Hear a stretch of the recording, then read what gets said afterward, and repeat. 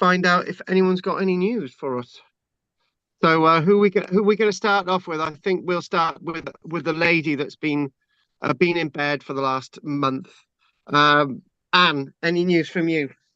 I've been in bed and asleep. I haven't got anything at all. But I'm better Oh, today. right. I'm glad to be here. Right. So you've had you don't need to go into details, but you've had an operation, yeah? Yeah. Oh, Okay. Okay. Well, if it's not too thingamajig, you can tell us all about it. If it's a personal thing, then don't. No, So it was in my mouth. I'd had an operation about 2 months ago, and yeah. then when they didn't know what it was, and when they sent it off to find out, it was uh, a tumor, but it was a benign tumor. But they were still worried that they hadn't got every bit out. Mm. So I had to have another operation, which is what this is the one, but this one was under anaesthetic. I think the anaesthetic upset me more than the operation. It really made me sleep, and I just couldn't cope with things. But anyway, I'm through that. And I Good. went today to the hospital to have a checkup, so it's looking okay. But they want to see me again in another month, just to check on it. So anyway, it's Okay. ongoing. All right. Okay. No, that's good. Anyways, we have been worried about you. Pete was going to send you up a cake, but he sent it to me by mistake, and I ate it all. Right. Okay. Okay then. Okay. Thank you for that, Anne. Right. Anything from you, David? No, sorry. Okay. Andy. I came across a very interesting story about camels the other day. There's some carvings of camels in northern Saudi Arabia that were originally dated to 2,000 years ago in 2018 when they were discovered. And they've just been recently redated to 7,000 to 8,000 years old, making them the oldest known carvings of animals. Yeah. Hang on, stop a minute. How can you make a mistake? That's like 5,000 years. I don't know, but that's what they are now. It's on all the website. If you look on the BBC one, if you look at it on BBC, it's on there. They've just redated them to that. I think they've done them because the only other illustrations or carvings of camels were known somewhere else to be about 2,000 years ago, and they thought they were the same. And now they've looked at them and done that. Where they check on the weathering on the actual stone, and they dated them to much older, and were really quite surprised by it. I thought, oh, that's interesting. That's very old, but there's not a lot of them left because they're weathered. How many humps have they got? I don't know because it's nearly all legs you can see because the top bits are gone. But it's definitely big, and they're quite big. They're like a couple of meters high. So you just seen them on this rocky outcrop for quite a long way away. So just in the middle of the desert. So. They date something like that. Well, maybe Karl would be able to tell you more detail, but you get a crust on the outside of rock that builds up very, very slowly over thousands of years, and it's like 0.1 of a millimeter or whatever, and they can, by measuring that, they can tell how old the actual carving is, and that's what they've dated, because they didn't bother dating it; they just did it stylistically before. Yeah. Oh wow. So but Andy's basically nailed it. That there's you can have wind-blown deposits as well, and they can be ingrained, and you can have calcite buildups on the outside. You can have various mineral buildups. There are other processes. You can think about what the blast of the winds would be as they erode it. You can have actually the reverse of what Andy said. You can have an erosion effect, or you can have build-up effect, positive or negative dating there. But Andy's talking about the positive dating where you've got build-up of patina, a patinaed surface.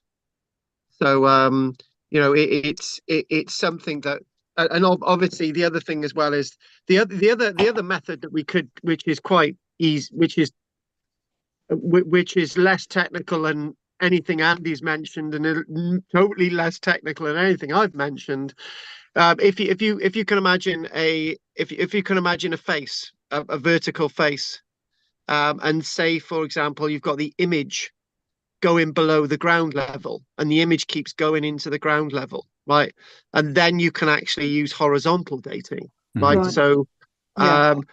and obviously, I would say that that's probably more accurate than the two processes I've mentioned and other processes of build-up, because you can get certain conditions where there's going to be no build-up, and you can get certain conditions where there's been no erosion, and you can get if it, for example, had been buried before then it's exposed, then the level of patina is going to work differently. But if you've got a vertical face, when it goes into the imagery goes into the ground, then that and you get down to the ground level, that would be a far more accurate way of dating. But most situations, as Andy's described, you don't get that, but that would be the best.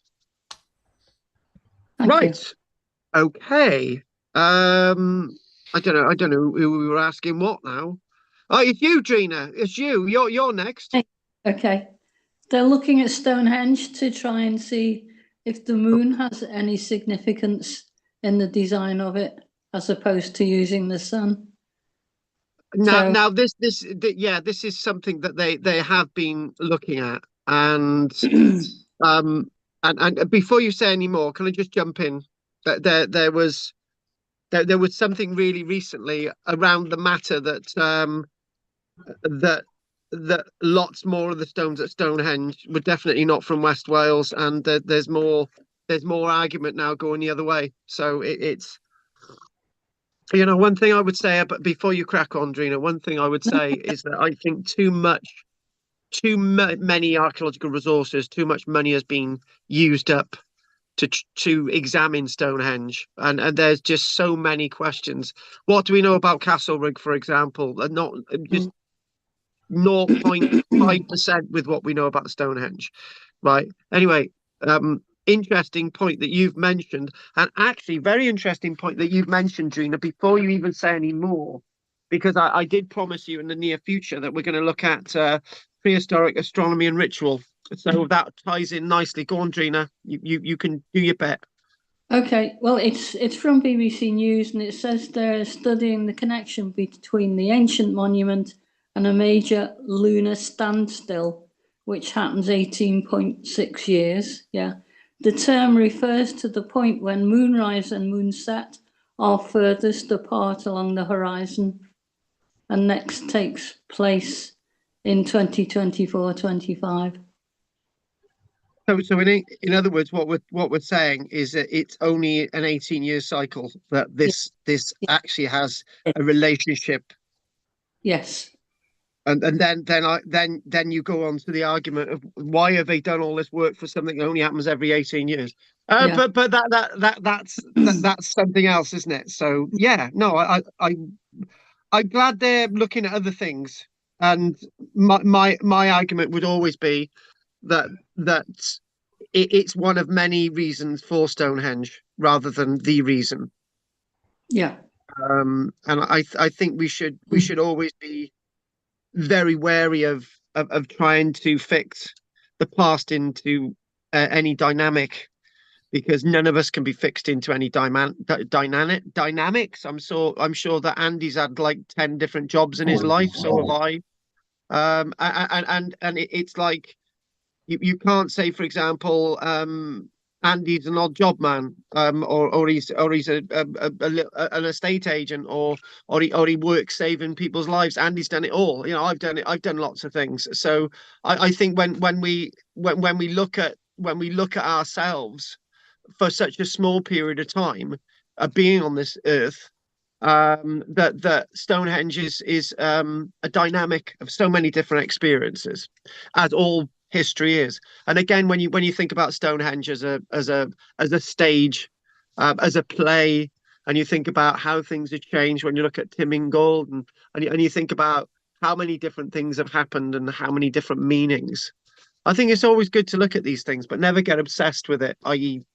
where the stones come from. It's too much on that. Right. Okay. Thank you for that, Gina. Peter. No, nothing from me.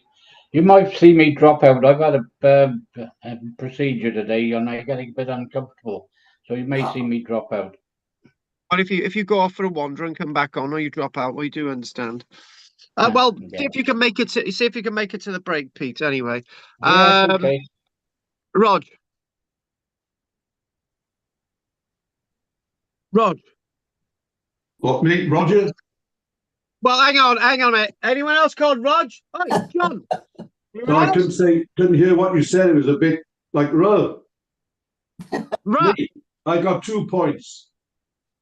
Ron. One, they're from the works of the National Museum studies.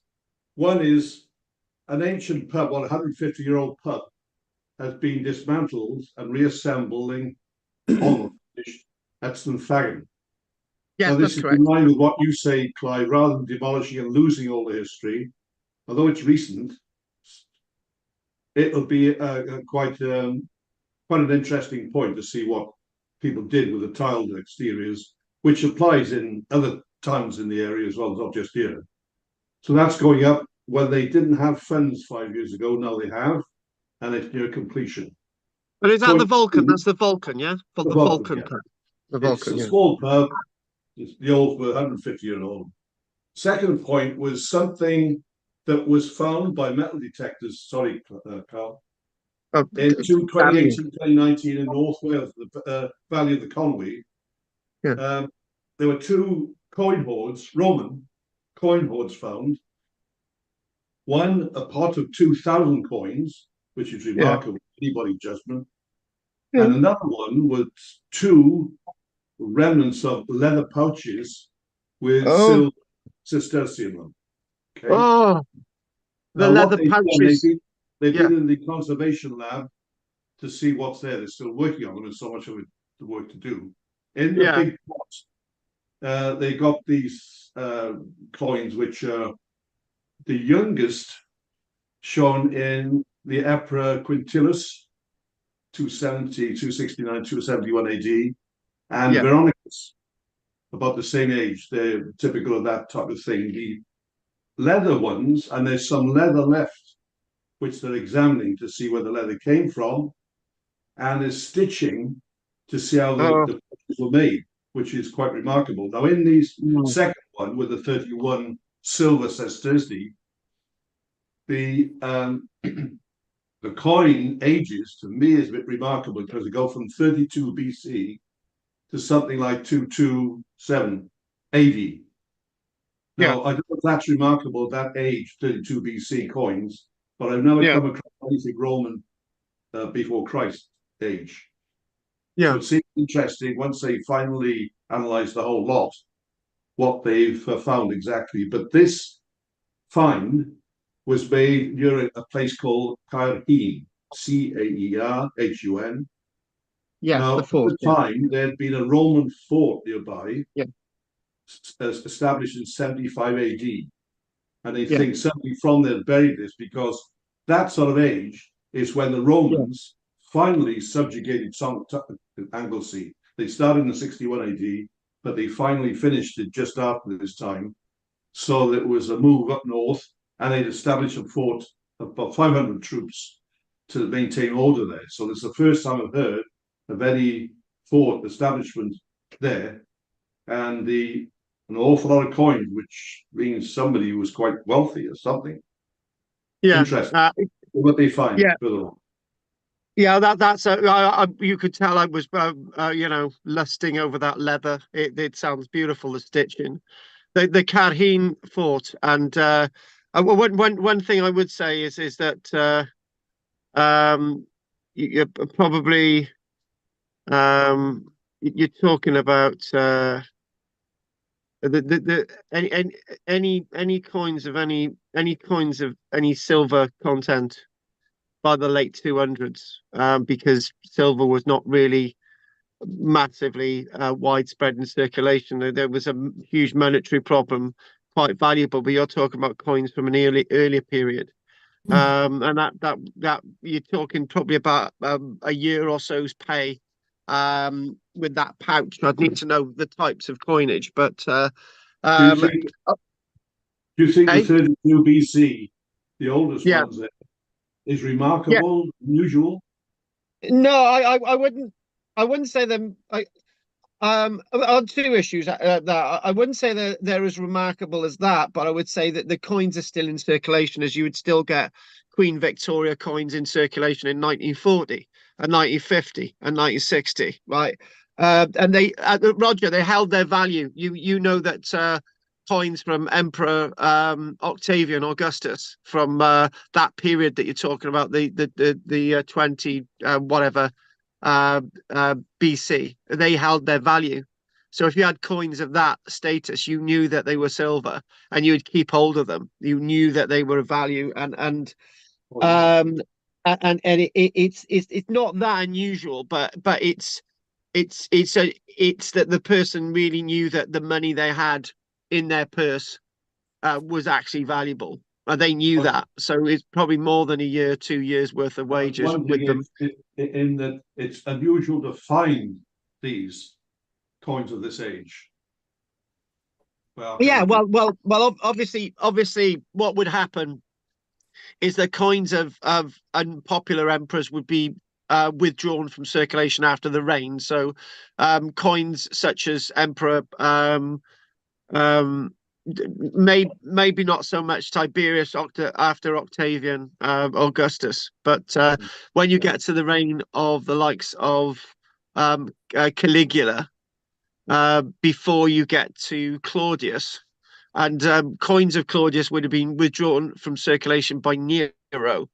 It's likely that coins from an earlier period would be still in circulation because they were popular and they held something in the heart of. Remember, lots of these legionaries were founded by Emperor Augustus and Emperor Tiberius, well before the reign of the likes of Caligula. So these coins would have held, and also Roger, it's the coins through the goat. And the other thing as well is when you get coins like this, coins which have got a lot of silver and gold content, the Roman aureus and so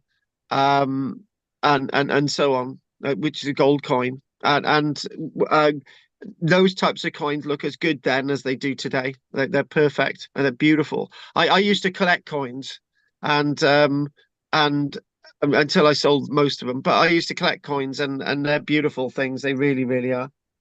And coins through the goat as well. Every time you put a copper coin through the goat, it ages it 200 years. But I don't think my goats would eat coins. Right, we're going to crack on. Thank you for that, Rog. Margaret, we're going to crack on with the lecture. But Margaret, anything? No, carry on. Right, okay, that was a nice discussion. It's good to have the Romans in. Last week somebody mentioned to me, Carl, can you look at these wheels, right? And yeah, hang on a minute. The reason again, I'm using the other bit of technology because I always get that weird thing coming up, which I don't really get, but we're back to it, and it makes things easier. Right, so we're going to think about these. Right, so this is a wheel that we mention in little towards the end, towards the halfway bit when we have the break. We'll mention that then.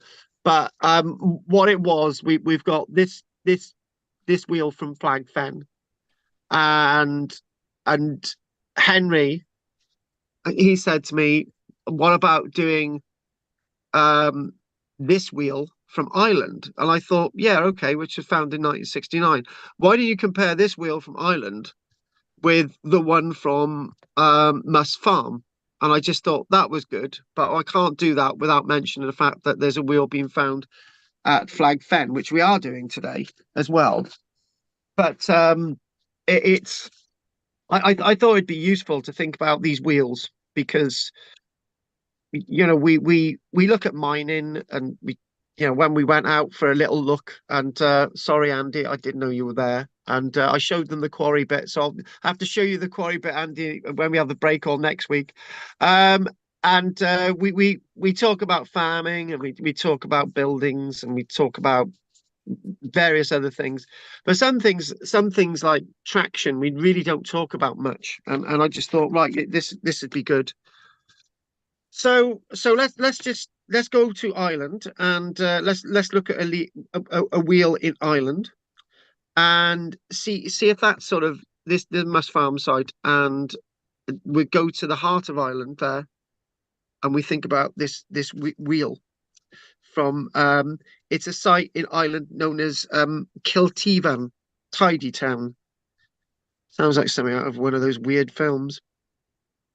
So this is classed as the oldest wheel in Ireland, right? But it's not the oldest.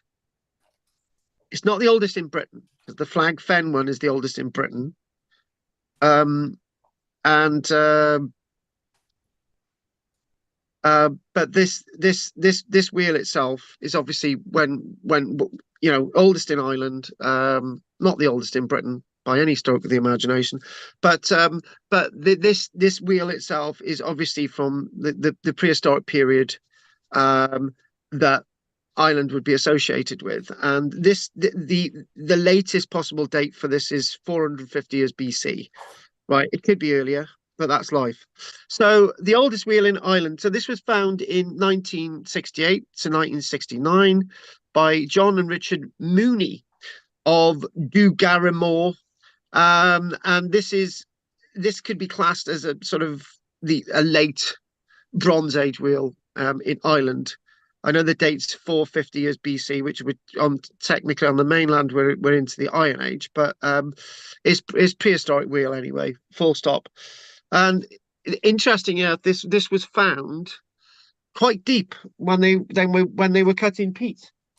Right, when they were cutting peat, they found this really deep, and it's they're saying you've got these quite warped fragments.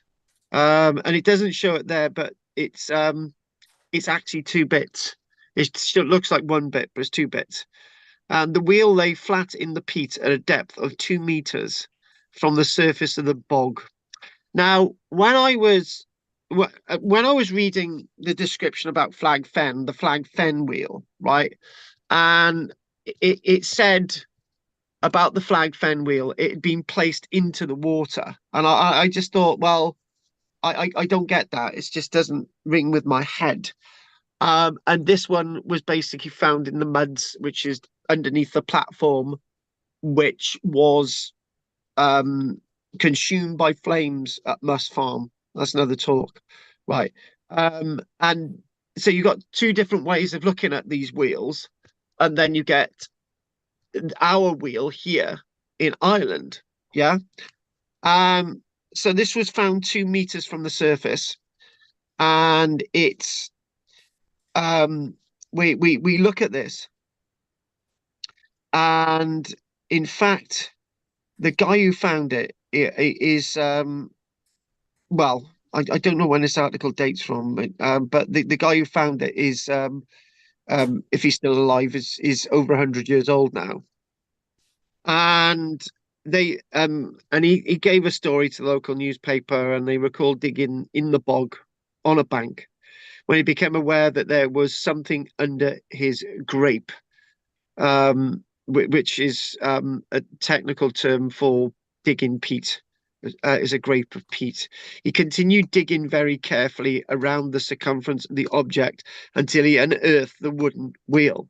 And I'm thinking of this, and I'm thinking that this oaken object, this wooden object, would be a different resonance when you're cutting the peat than the peat itself. But it's quite interesting that they took care to uncover this, which I think is great. He and his brother Richie placed it in the hollow bank and covered it carefully with heather and grass to protect it. It was then transported to the National Museum in 1969, and I've made a mistake in my reading. They didn't actually just find 1 wheel; they found 2. They actually found 2 wheels on the site, and this wheel itself dates. So the sort of latest possible date is 450 years BC. And there's another wheel that's been found, which I don't have the image of, that dates to 365 years BC, right? So that means you've got two wheels from two different periods in the peat, which is really interesting that you've got two objects which are wheels that are from generations apart, nearly 100 years apart. And there's our earlier wheel. So these wheels themselves were actually found not next door to each other, but 90 meters apart. So it's interesting that they've been found whilst they've all been peat digging, right? And interesting enough, a brooch was found as well, something known as a sunflower pin brooch, which we can actually show you now. That's known as a sunflower pin brooch. So that was also found as well. So that's typically Bronze Age. The dates are a bit varied here, but the earliest date it could possibly be is from 3,200 years ago. So again, finding things in peat, finding this level of preservation. And if we go back to the wheel, we can definitely understand that it's for traction. The two wheels are 90 meters apart, so obviously not from the same vehicle, they're not from the same date, but how they ended up in the peat and why are they there is a question that we're really not going to be able to answer. But when we think about the Flag Fen example, which we will be looking at, we think about the other examples from Must Farm as well, which is just a stone's throw from Flag Fen. They've got different descriptions of how they are about and why they're there, really. So if we look at the other example now, and we just sort of come back and think about these things, but if we think again about this really unusual object, this sunflower pin brooch, and you can imagine how this works, and you can imagine that you've got a cloak, maybe you've got two of these on the cloak, but if you've got a big, really thick woolen cloak, this would hold the cloak together and wrap the cloak nicely warm around you. And again, it's that design, it's that sort of circular motif, it's that boss design, and how this looks and how this works. And a really sturdy pin there. And obviously this is bronze, this is an iron, this is bronze, this is a bronze brooch. Again, possibly dating from as early as 3,200 years ago. So the next one, again, trying to compare these wheels and trying to get a sense of these wheels. And again, we've got this, and one thing about these things, other than the one at Flag Fen, we don't have scales on them at all in the photographs, which is a bit disconcerting. I was struggling to find a scale for the one in Ireland. But when we again look at more detail of the archaeology at Must Farm, obviously we can look at this in a lot more detail. So this is diameter of this is over a meter in diameter, and you've got a central boss there. And this itself is the one found at Must Farm, which is near Peterborough. And again, to give you an idea of where we are, there's Peterborough, there's Must Farm, and there's the Flag Fen site. And so these two sites, Must Farm and Flag Fen, within that sort of Flag Fen basin when it was flooded, right?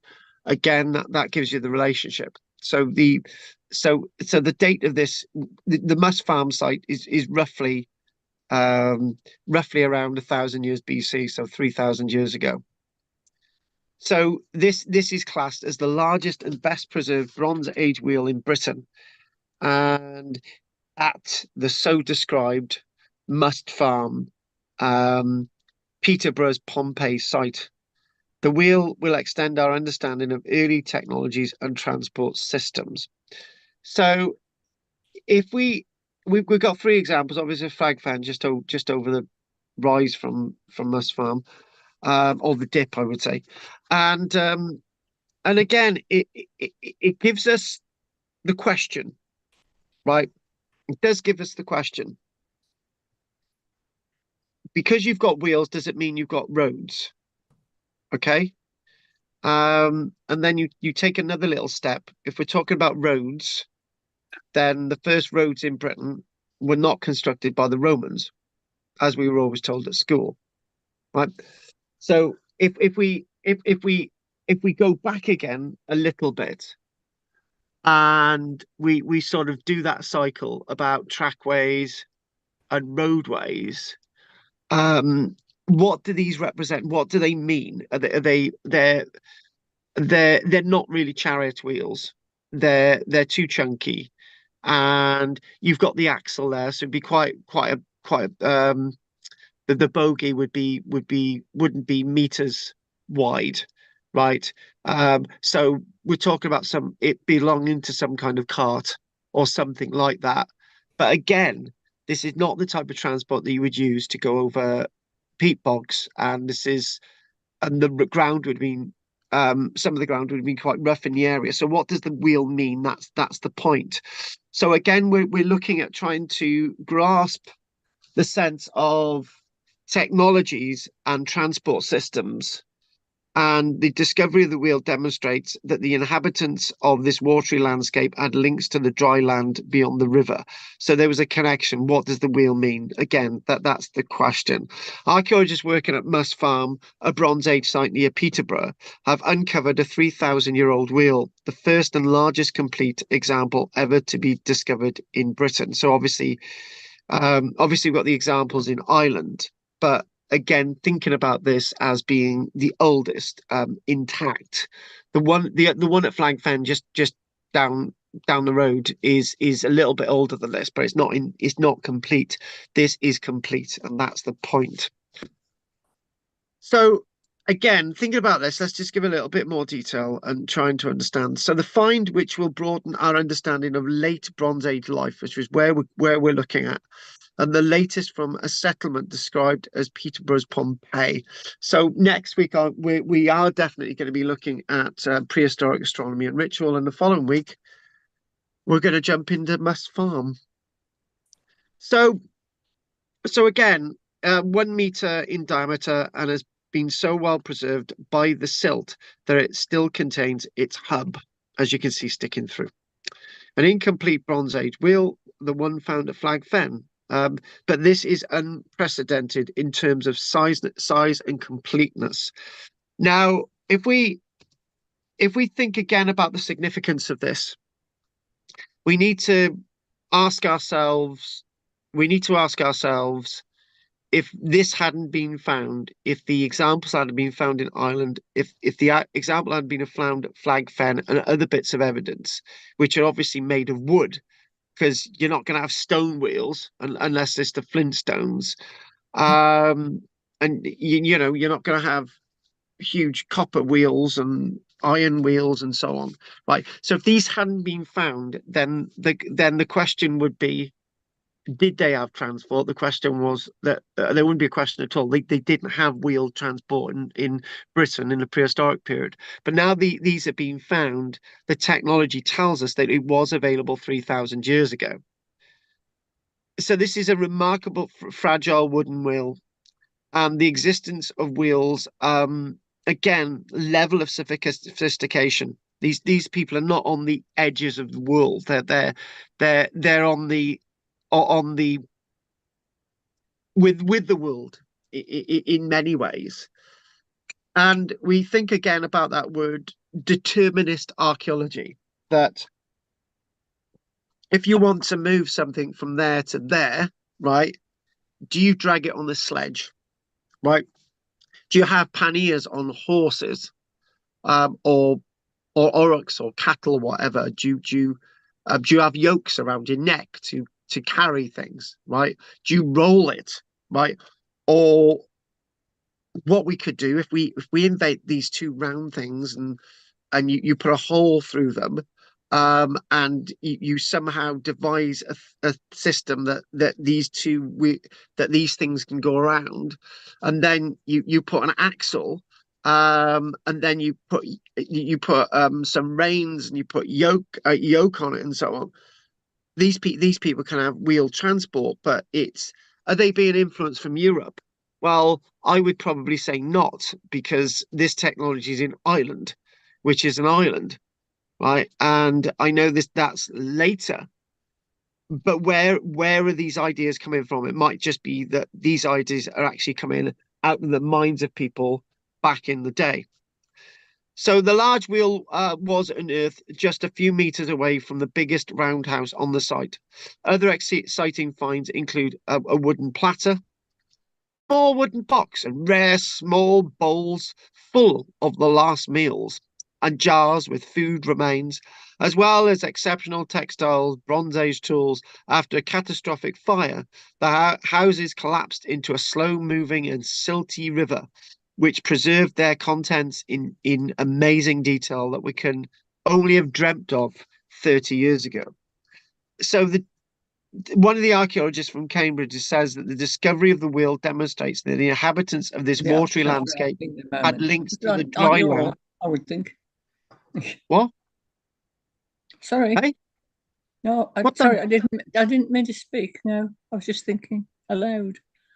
Oh, go on, tell us what you were thinking aloud. Go for it. Nothing, honestly, nothing. It was so irrelevant. No. Okay, fair enough. So the discovery of the wheel demonstrates the inhabitants of this watery landscape had links to something beyond the river. And when we do look at the Musk Farm project, we'll understand it's an incredible site. And understanding that the discovery of the wheel is of national importance, and it's sort of this breadth of understanding of the Bronze Age. And lots of times, again, one of the county archaeologists says among the wealth of other fabulous artifacts and the new structural remains of the roundhouses built over this river channel, this site continues to amaze and astonish us with its insight into prehistoric life, the latest being this wheel, believed to be the most complete example, and together with the 8 boats recovered from the same river in 2011, all indicate levels of transportation that we're only starting to understand, and only starting to get a glimpse, and only starting to sort of get a backdoor understanding, and obviously future preservation of this and other artifacts. And now the excavation is finished at Musk Farm. Once all this material is being conserved at the Peterborough Museum. Work is ongoing, and even though the example at Flag Fen dates from 3,300 years ago, this dates to 3,000 years ago, this is naturally much better preserved, and the one at Flag Fen, if it was complete, was actually smaller than this. But again, it goes to show that it goes to show that what we have is a much more complex world. We do actually know that the earliest wheels from Europe predate these ones by this one in particular by 1,500 years. So the earliest wheels that we get in Europe from 4,500 years ago. But again, it doesn't mean to say that the ability to make wheels in Europe is actually directly linked with our making of wheels in this country. So what we're going to do, we're not going to mention this for a moment, because what we are going to do, we're going to leave this, and we're going to come to this, and probably that's where we're going to get the break. Really good. You got really nice wood evidence there. Really great preservation, and this is all about very much seeing that the Bronze Age is not as backwards as we once thought it was. It's a world that's truly enlightened, and the prehistoric world is not as prehistoric as people used to say it was. People used to think that this prehistoric world was a world of cavemen and a world of flint axes and doing very little other than clubbing women to drag them into the cave to make us dinner. So the prehistoric world is a lot more complicated now. So again, what we are going to do, we're going to move over from these wheels, and again flag fen, and look at that. It's showing some of these longboats, and we now know of 8 boats from the Must Farm site. And we've got some other indications of some of these other boats and swords and spears being placed into there. But that leads us directly onto, when we think about swords and spears, the first image, and we think about these. Now, this weaponry, some similar to these, found not too far away from the power station excavation, which is just a little bit further away, but similar to the items found at Flag Fen, and obviously similar to the items found at Must Farm as well. And what we've got, in terms of what we're seeing in this image, we can only describe it as a selection of weaponry, and we think again about that sort of word weaponry, and when we look there below, we've got these sort of leaf-shaped swords, and these sort of interesting dagger-shaped rapiers at the bottom there, and we got the likes of the bone handle there, and when an antler hilt, there we go. And then what we've got on the right hand side, what we've got is spearheads. Now again, running away from small swords and rapiers and the little sort of daggers on the bottom, and then you look further up and you've got the proper swords there. Again, arrowheads, again, spearheads on the right, and you get an idea of scale as well, so that's really useful. We've got the scale, and what we've got is that we're looking up from the one at the top that is clearly broken, and the one below it isn't, and the one below that, the one in the middle, isn't broken either. And we look at these, and it's all along the lines of these have been found in the muds and the silts. Most of these have been found in the muds and the silts. And again, it's thinking that some are damaged, most are intact, and why are they in the water? Why are they there? And this idea that were they all votively placed into the river? And that's the question. And this is something that the likes of Francis Pryor does discuss, that some of these were deliberately broken and they're placed into the river and the mere and the watery landscape within the Flag Fen landscape, much farther further north. Although the accidental, or were they just chucked in, the lady in the lake idea? And again, I'd like to clearly say this, and this is a really important point. Francis Pryor can have is that some were placed into the rivers, the watery landscape of the Bronze Age, for votive reasons, but equally some may have just been discarded. Some may have just been lost. We've had this, haven't we? That we get lots of these in a watery context, and they survive where they're not going to survive in a landward context. That's a really good point. They're going to be broken up and destroyed, in ploughed landscapes, and they're going to decay quite rapidly, whether they're iron or bronze. They are, but in watery landscapes, it's a different effect. And I think what we were saying is that sometimes we get watery landscapes, and how are you going to transport things on boats? The boat sinks or capsizes, and you end up with all the swords in the river, or the daggers, or whatever they are, the arrowheads or the spearheads. They haven't votively been placed into the river; they've been lost. So we've always got to think about that. And I think what one thing that Roger was saying earlier on about the Carheen fort finds of coins in North Wales.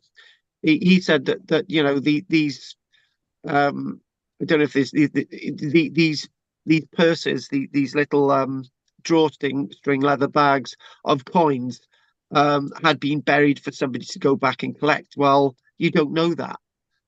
You weren't there. I weren't there. And this is the point. What we some people may have just been discarding these things because they were discarding them. They may have been extremely wealthy and they just thought, I'm gonna bury a load of money in the ground. You know, it doesn't need me to say that somebody has buried it to go back for it, or they could have just lost it. So there's lots of inferred meanings. So whenever you see headlines of things being lost, always question of are they actually, is that really what happened? And the other thing as well is just talking about talking about hoards, and hoards of any metal. Hoards are really heavy, and particularly copper hoards. We've had coin hoards in Britain of 50,000 coins, right? You're not going to be able to carry that in the several wheelbarrows, right? And if it's left in the ground, and it might be really bad quality coins, and nobody really wants them anyway, you're just going to leave them there. I think I've mentioned this before, that a wheelbarrow of degraded bronze coins from the later 200s might be the wheelbarrow coins, might, because of hyperinflation, might be the equivalent of 1 month's wages. And as a Roman legionary, you're not going to carry that around with you. You're just going to dump it in the ground.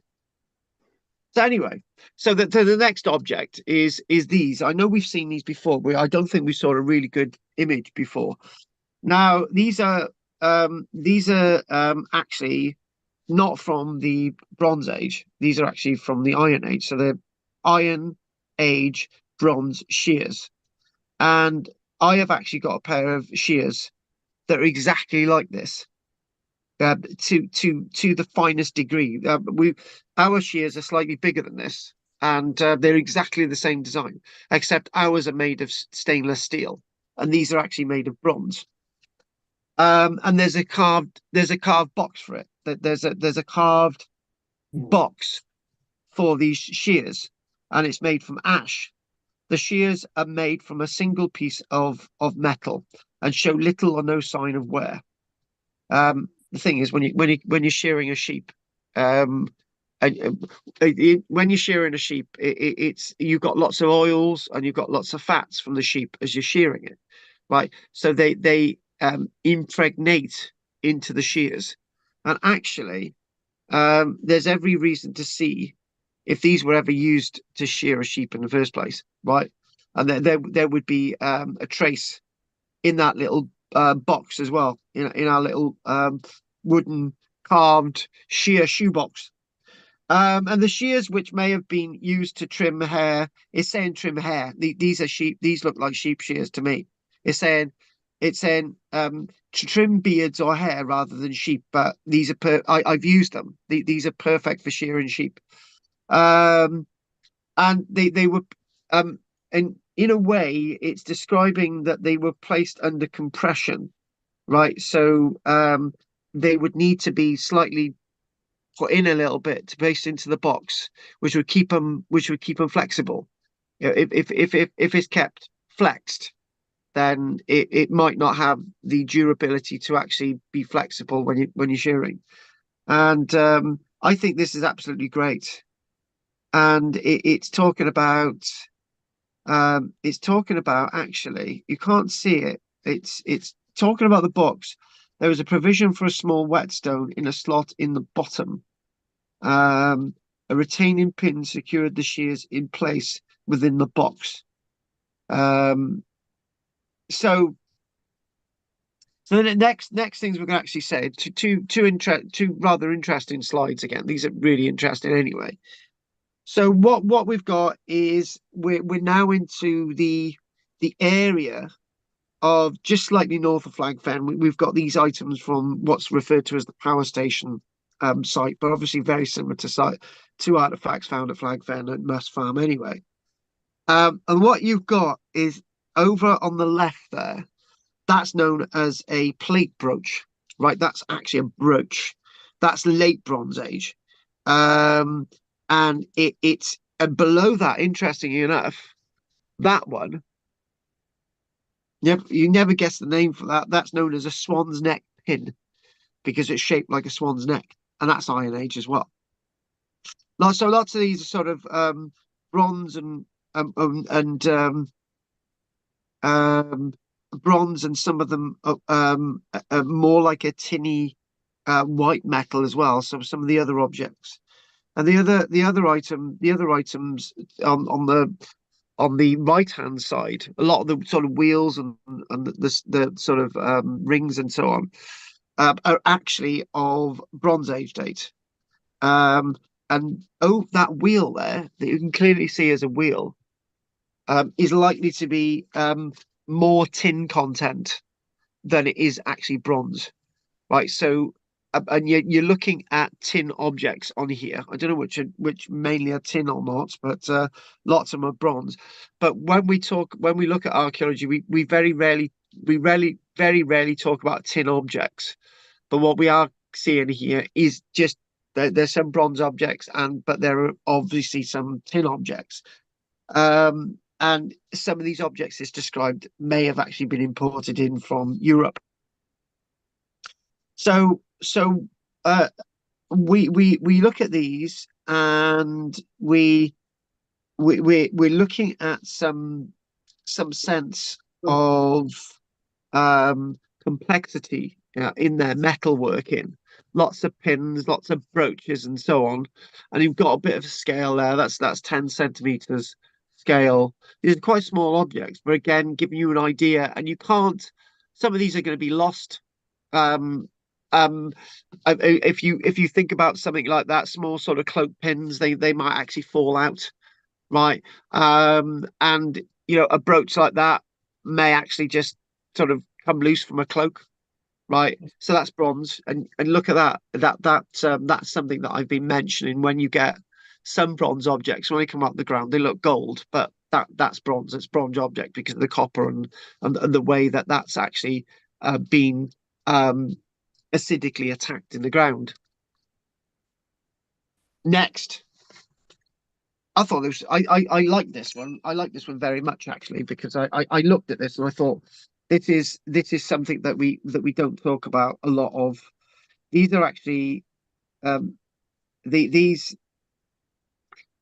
are actually shale bracelets or armlets, right? And we look at these, and we think about we think about this as shale is, for example, Blue John. That's a very heavy black shale, and it's carved into rings. It's carved in bracelets, all sorts of things, right? Blue John is the plaster resistance of shale, right? It's really highly polished, really sort of really a material that we see in different archaeologies over the years. And the top one, it's described that the upper one has been decorated with inlaid strips of white metal, right? And I'm looking at this and thinking, right, which is the shale and which is the white metal, right? So I can only assume that the white metal is actually the whiter shade, and the black is actually the shale, right? Because if you look, it's almost as if that triangle is surrounded by the white metal rather than the other way around. That's my translation of it as well. And again, this is something that I'm going to just read out. This is something that's actually concept from somebody working at the National Museum in Wales. They said the zigzag decoration resembles that of a Bronze Age model boat or bowl. in design that they found in Wales from a site known as Caergurley in Flintshire. So again, this sort of sense of designs in these artifacts is very akin to their skills and their projections on the world. Again, that sort of shale bracelet there. Now, when again we've got a few images of posts and post alignments, and towards the end of this tonight, we look at some of the post alignments as we close on Flag Fen. But the timbers themselves, the post alignments, you can see where these are aligned to get to the platform at Flag Fen. And what we've got is that if we look then at the next image, we can see that, and this is standing on the edge of the timber buildup associated with the post and the platform, and you've got there that you're starting to see that the sort of the sense of sophistication, right? And there you've got a very big hefty plank. So we look at the splitting of the planks as well, and obviously they've got to be modern planks, surely, are they? Those ones there. Anyway, but that there, you've got these big long stakes, and you've got these, and sort of the build up of the platform and the timbers there, and yes, and we're seeing there that we've got these the wood and the walkway and the posts and the complication and the narrow walkway, and we're seeing this, and what they had to do is what you're looking at is that when they were excavating, they had to remove some of the timbers above the other levels, because they've got different rows and different levels of timbers to try and understand the rows and the dates and the timbers below. They had to remove the ones above to sort of get an idea of how this is all developing.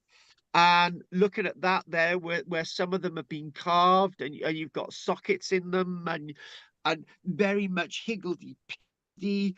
And then when they've lifted some of the materials above, you've got this other image, panning and lifting the horizontal timbers and looking at these other levels and the complex nature of these levels, and the posts as they're driven into the mud and used over a process of hundreds of years to get from the Peterborough side, 1 kilometre, walking across the mere and the muds and waters, and you get to that platform at Flag Fen, and you get over to Whittle Sea on that sort of island.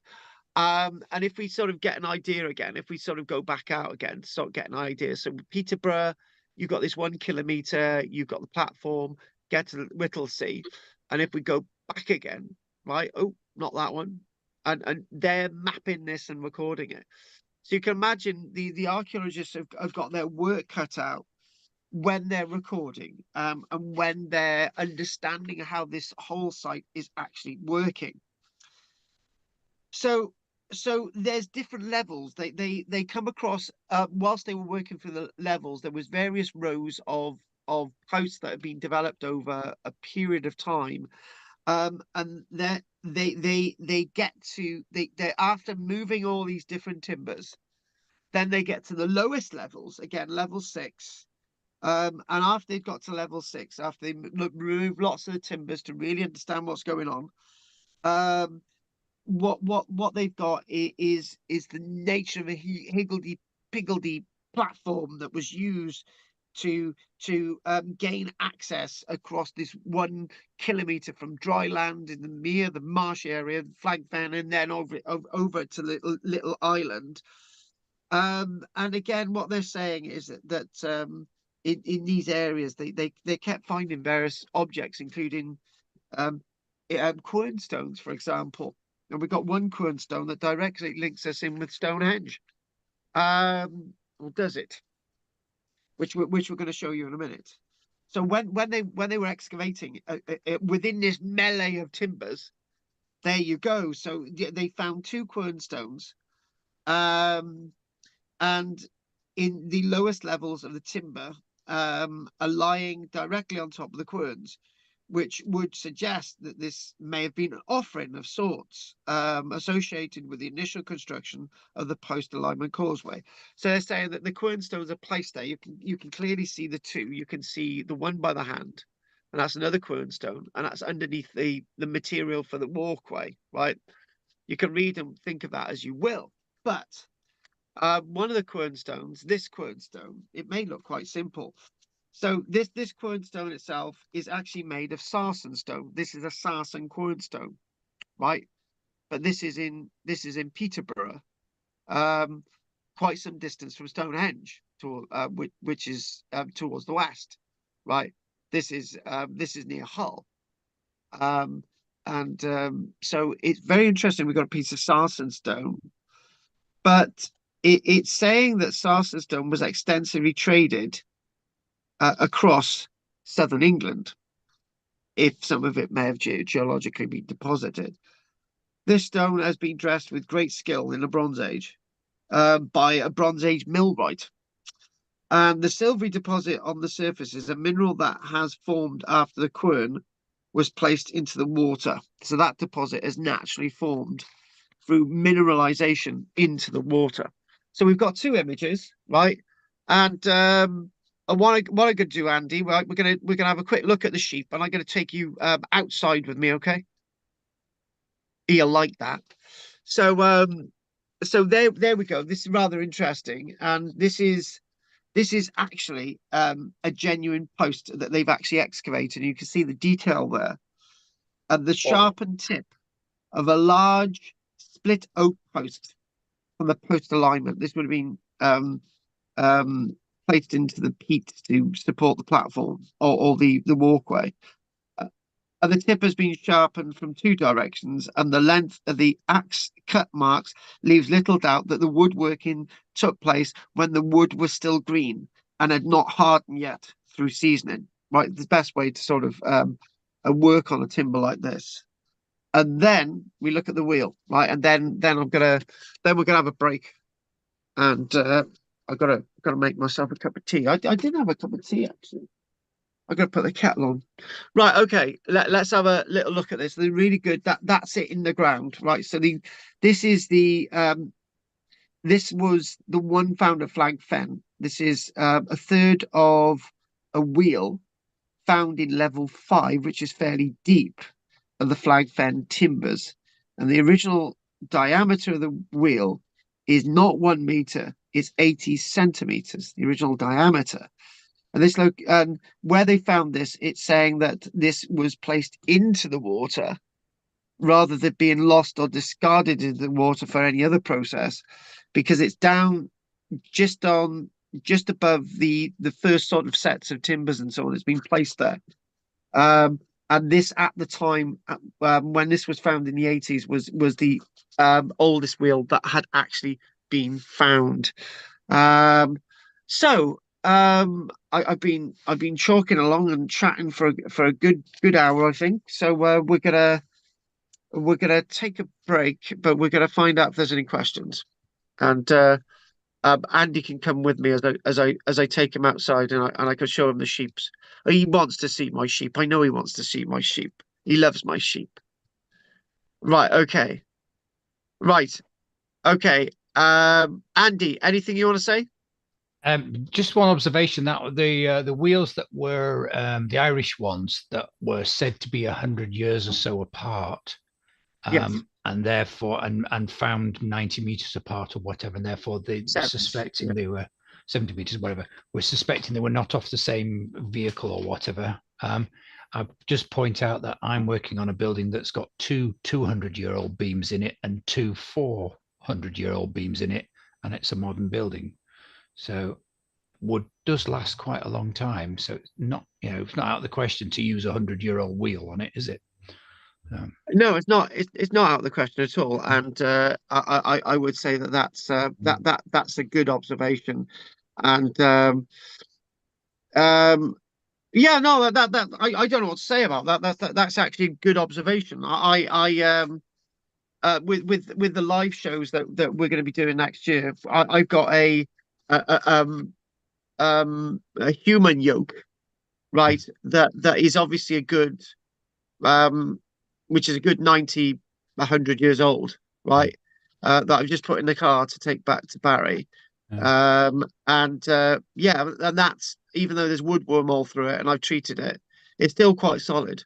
Yeah. So yeah, Yeah. yeah, you're right. I also love the concept of wheels as well. I mean, just that kind of sort of not no pun intended, but it kind of revolutionized things, So. But what does that say? Does it say they had roads? What does that say? Yeah, the thing, the one argument I've got is that when they talk about for example, they talk about Julius Caesar, and he talks about these chariots on the cliff at Dover, right? And I'm thinking, well, how does that exactly work? It's going to be undulating land, and it's really going to be difficult to move a chariot. Moving a chariot on a beach, on a sandy beach, and with two horses, with a wooden platform above, it's just going to dig. It's just going to dig into the sand and get swamped. You know what I mean? But if they were on the top of the downs, they're grass, aren't they? So it would have no problem there at all. And think about in more modern times, the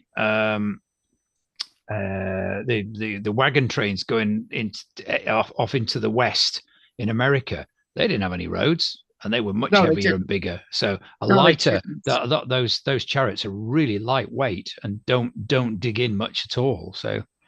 Okay. Well, I'm wrong on that assumption. But when you get them in the sand and stuff, they're gonna dig in. So, yeah, definitely. Yeah. You know, it's like muds and but then you also get hard sand as well. So. Okay, yeah, fair enough. You know, yeah. You're right. You're right. Sandbanks and hard sand. Yeah, exactly.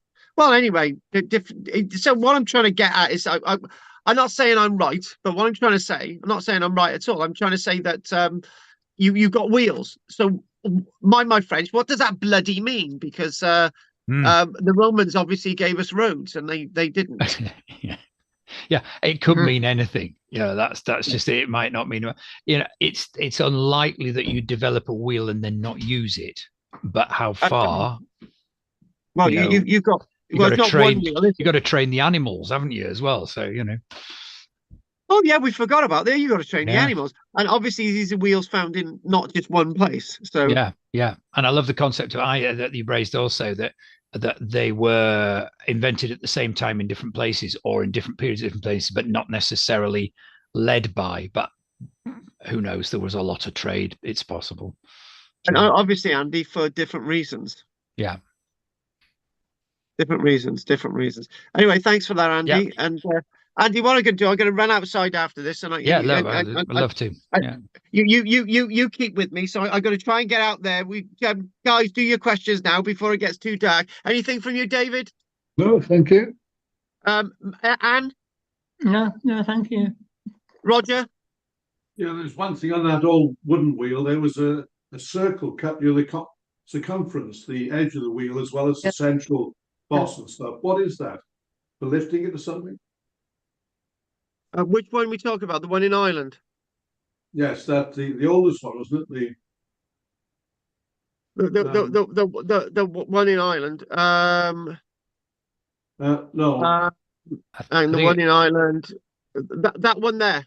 No. The Must Farm one, the big one. Yeah. The big one. The original biggest. That one there. There's a circle at the top.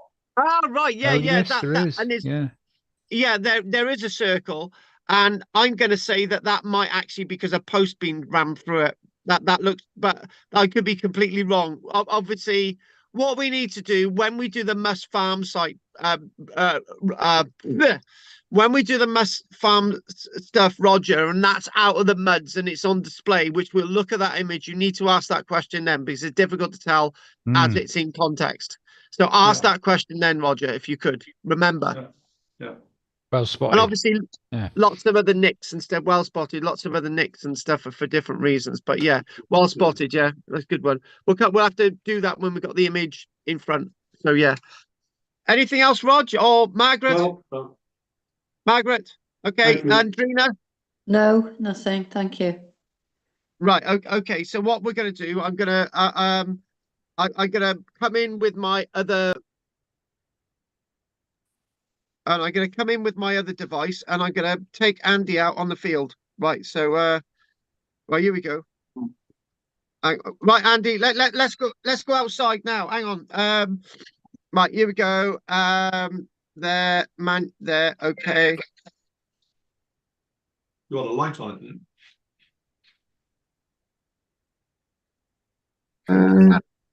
Right, I'm going to go outside now.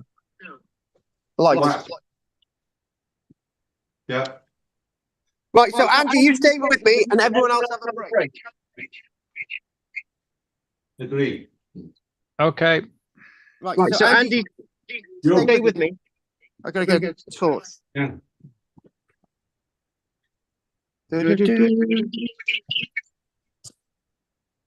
Torch. Got one. Hang on a minute. Glasses. Bong. Shut up, Rog. Bongy bo. Shut up, Rog. You know, if it wasn't for Roger, right, my life would not be complete. You can't take it, Carl. Yes, I can. Shut up, Rog. So where am I? So if I move that around, right, here we go. Right, are you with me, Andy? Come on, let's do it. Yeah, I can see it. See your wellies. Yeah, my wellies. Yeah. Do you know what? I've been wearing wellies for 8 months. Well, it has been rather damp. Are you having a laugh? No. Right, so I've got to get a baby lamb, right? Because there's a baby lamb crying. Right, so oh, hang on. What that? Oh, hang on. I've just nicked something on. What have I just done? See you back on. Right, there we go. There we go. I got some I got some lambs. There's some lambs. Right. Well, get in, come on. Come on, baby. Was that a road you were just going down that you'd made? Yeah, that is, yeah, out the gravel. You see, yeah, you could run a chariot down that. Come on, in. Go in there. Oh my God, of course, hell. I gotta get some food from. Oh no. They've all gone there. I gotta get us some food. Come on, ladies! Oh my God, they're all in the field. My entire flock. Come on, girls! Oh God! Hang on there, ladies!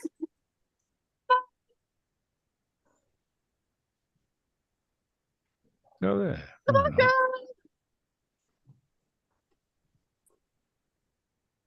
Oh my God!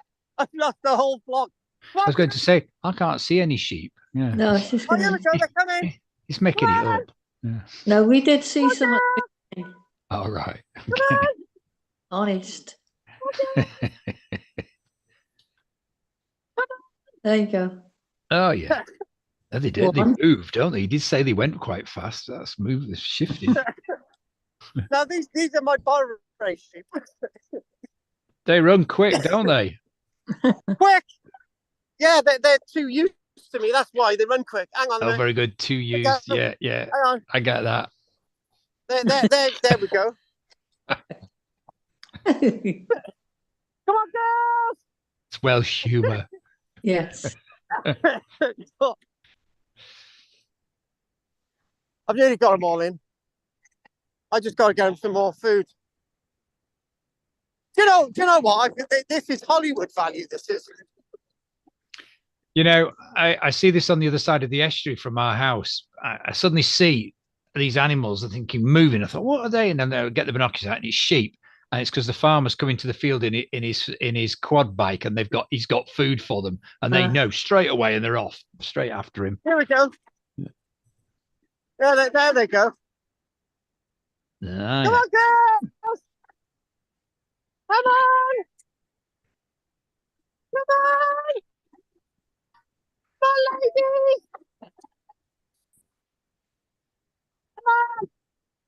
I got to put the food that they can see it. Now that's Eden. He's caused all this trouble. Yeah. Come on. It's dark. How are they going to see anything? Here we go. Do they have a good sense of smell, sheep? There they go. Yeah. There they are. They have a good old feed now. There's more of them. Oh, they're all coming down now. Yeah. They'll look well. They all do. We got 12 little babies here. How are they doing with all the wet ground and the feet? Basically I've hooved them as soon as they've given birth, they've been hooved. So right. So and I've managed to get most of my sheep in, except for a little gang. Yeah, rebels. Which are hang on a minute. This is the way to do it. Right, come on, girls. Come on. Round about.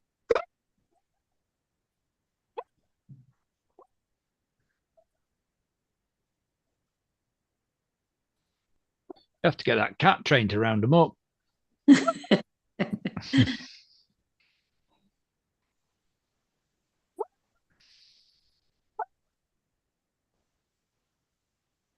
I've got them all in.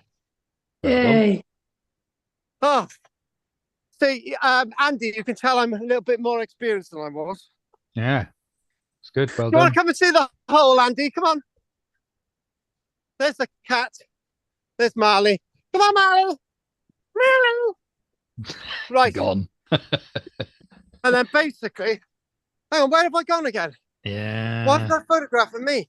Yeah, that's because it's you. Yeah. Right. Here we go. Yep. And we go on me. Yep. Right, this is the house, Andy. All right. There it is. Oh, windows as And well. that's in. There we go. Yeah, well, it's the traditional roundhouse. They didn't have windows. They had double glazing windows, Andy. And this is the What's hole. with the two windows? You've got a normal window and then like a skylight above it, or a fan light. Yeah, I have, because it opens. Oh, okay. And this is itself what Michelle is using as a underground greenhouse, which we've got to put the rest of it on. This is your grub up. Yeah. You can see the cliff edge there. Yeah. And down here, that's a good idea. Is easy to dig through, because this is part of an early quarry. Right. So we've actually stopped. So it probably goes down about another 2 meters, but that's basically that. So how early? And what's that? When you say early quarry, how early? Probably Bronze Age. Oh, right. Cool. We've got no artifacts yet, and that's an indication there is it. So, and there is the roof. My turf roof. Unfortunately, because of the and there's the burner. Yeah. And that's supposed to be above your roof line.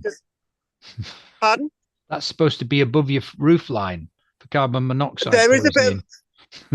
Yeah, there is a bit of a problem at this minute, Andy. The winds are so strong. Okay. It would just, that's the thing. So, so I'm just gonna, I'm gonna put the kettle on now. Good plan. See, Andy, I've just done you a thing. Thank you for that. Thank you for the guided tour. Hang on, do you want to see Baldrick? Yeah. There he is. There's Baldrick. Oh, he's got big, hasn't he? No, this is Daddy Baldrick, not Baby Baldrick. Yeah. That's Daddy Baldrick. But there's the little baby Baldrick. Oh, he's getting big too as well, isn't he? Look at it there. He's lovely. He's lovely, you know. And that's fudge. That's fudge. Oh, and Andy, we'll send. Oh, well, go on, get off the egg. Hang on a minute. Very good. Yeah. And nice collection, good colours as well. Green eggs from black chickens, right? Yeah, of course. Brown eggs from blue chickens. White eggs from grey chickens. And Baldrick, there he is. Let's give him a kiss. Give him a kiss. Mwah. You know, look at you. You know, mwah, mwah, mwah, mwah. He's lovely. Look at him. He's lovely. I think I should charge you extra tonight for entertainment value. Yep. Animal Farm. Yep. Animal Farm. Yeah, yeah. And basically, great. Thanks for that. It's a pleasure. And we've got. See, you haven't missed out at all, Andy. Now, no, I'm happy of me £50 a month now for that. Oh, I haven't paid the. £50 a month. I didn't know you paid. Oh, wicked! You paid £50 a month. Yeah. Oh, right. I've forgotten about that other one as well. Yeah. Oh, yeah, I forgot, guys. Yeah, I got to mention this membership thing as well. I don't know if you're due, are you? He said, "Yeah, I don't know. I haven't had a reminder, so probably not then." Hey, shut up, you. And that there is the burner. Mm. And that, I'll be putting another bit of wood in. So anyway, so you go. I'm gonna leave this now. You get your brew, and I'll get me pudding. Get pudding. Yeah, I'm gonna have a pudding, chocolate pudding. Oh, I'll tell you what, Rob. She really looks after you, that woman of yours. Oh yes. You get fed more since the babies have gone to university and stuff? No, but the portions go up and down considerably, and I've found the same problem myself when I'm cooking. Getting used to cooking for two again is actually not very easy, and you can't do a lot of things for two either. It's not enough. It's not big enough. Your nice joints of meat where you get all the flavors coming out, the fats and things. They don't work when they're little, so no, you they just have don't. to keep putting stuff in the freezer. Yeah, no, I agree. I agree. Do you know I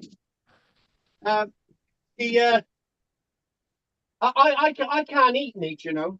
No. I just can't, because it's like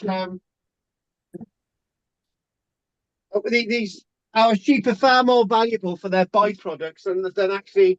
If I took one of our sheep to the knackers, it would cost me £45, £40 a head. Yeah. Then you've got to be able to sell the meat. Then you've got to be able to license it. It's just not worth it. No, it's lamb has been a rip-off for years because it costs an absolute fortune in the supermarkets and the butchers, and the farmers have never had anything for them. Oh no, we don't. We don't exactly. And like I say, we don't, because that's the land I'm in. You know. Mm. Oh, hang on a minute. Hang on a minute. Somebody's ringing me. Who's this now? Oh, it's Peter. Oh. Hiya, Pete. We're on our break now. How can I help? Gone. Well, you can't help really. I had to drop out, so there's no damn comfortable. I couldn't keep it real. So I had to drop out. All right, then. We'll see. We'll be okay tomorrow. We'll see. All right, then. We'll see you next week. Best of luck. Best of luck, Pete. We'll see you tomorrow anyway. Take care. Okay. Yeah, bye. Bye. Pete was in a lot of pain, guys, so he had to leave us a bit. So yes, he said something. So I'm just gonna pour my tea, then we'll get started again.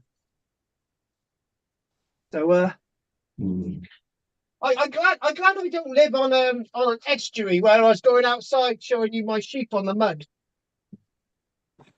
I wouldn't have lasted 5 minutes. Roger, tell them about your love life. Oh, what? Your love life, Rog. Pretty hot. All right, I don't know, go put a wood. And I'll whip along now and follow you.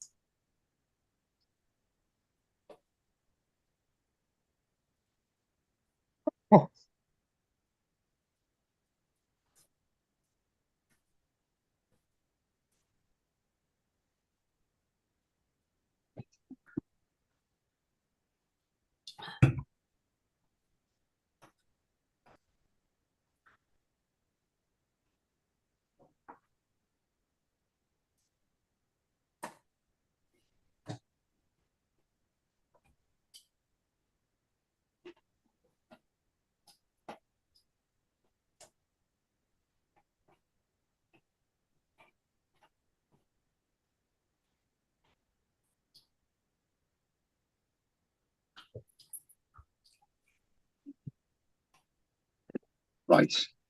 Right. T. Right, let's get started again.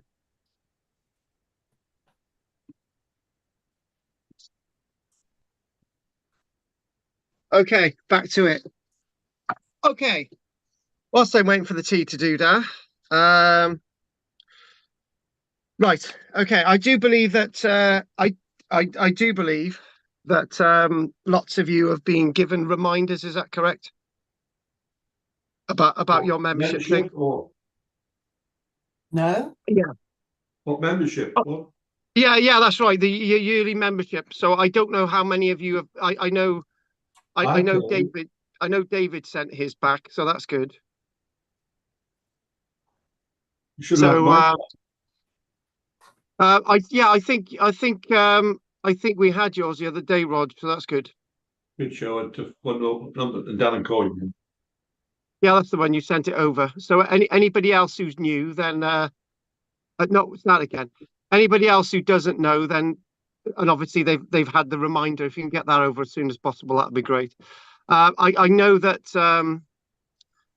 David was saying that the bank details were different than the usual one for the class fees.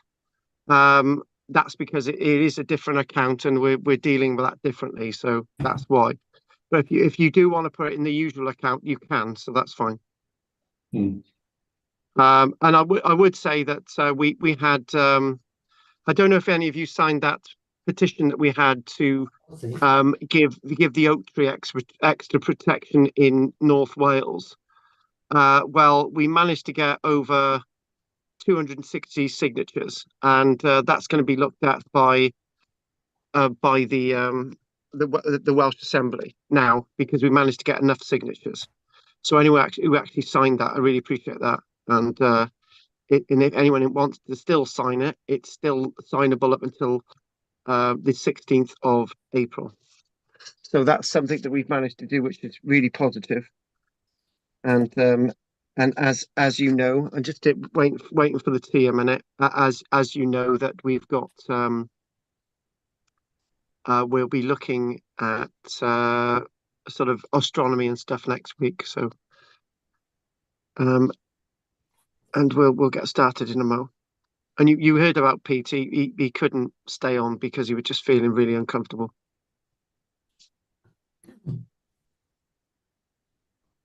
So give it a moment.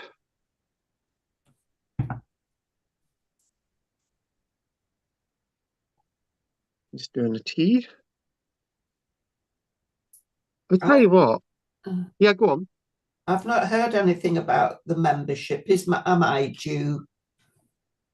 Have you had a letter in the post? No. And neither have I.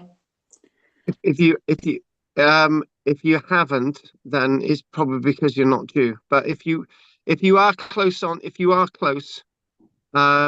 it's £35, and £10 of that is going to the charity Advocate Hanes Cymru now. So that the charity that we set up to help save archaeological sites in Wales, and the rest of it.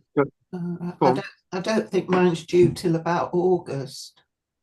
If it's not due to about August, then you don't need to. Okay. But yeah, what happens if people renew early? It just goes to the point that they were. So say for example, their membership is up for renewal in July, and they joined now. Then it still goes to July next year. So it only starts from when the end date is, not the new date. So people are late renewing. However, it works the other way around. It goes from the point that they were supposed to renew. Yeah, that's how it works. You'll let me know anyway. Oh yeah, I'll let you know. You'll have a letter in the post. Okay. Somebody said to me the other day. They said, "Oh, why didn't you send us an email or a text?" Well, lots of people don't read their emails and texts, and that's why we send letters in the post. But when you get a letter in the post, it's far more, people are reminded, because very few people send letters these days. I like getting a letter in the post. It's exciting. Oh, I like getting a letter in the post, particularly when it's handwritten. Yeah, I think more of us should do that. Oh yeah, no, actually, a few months ago, I went to the post office, and I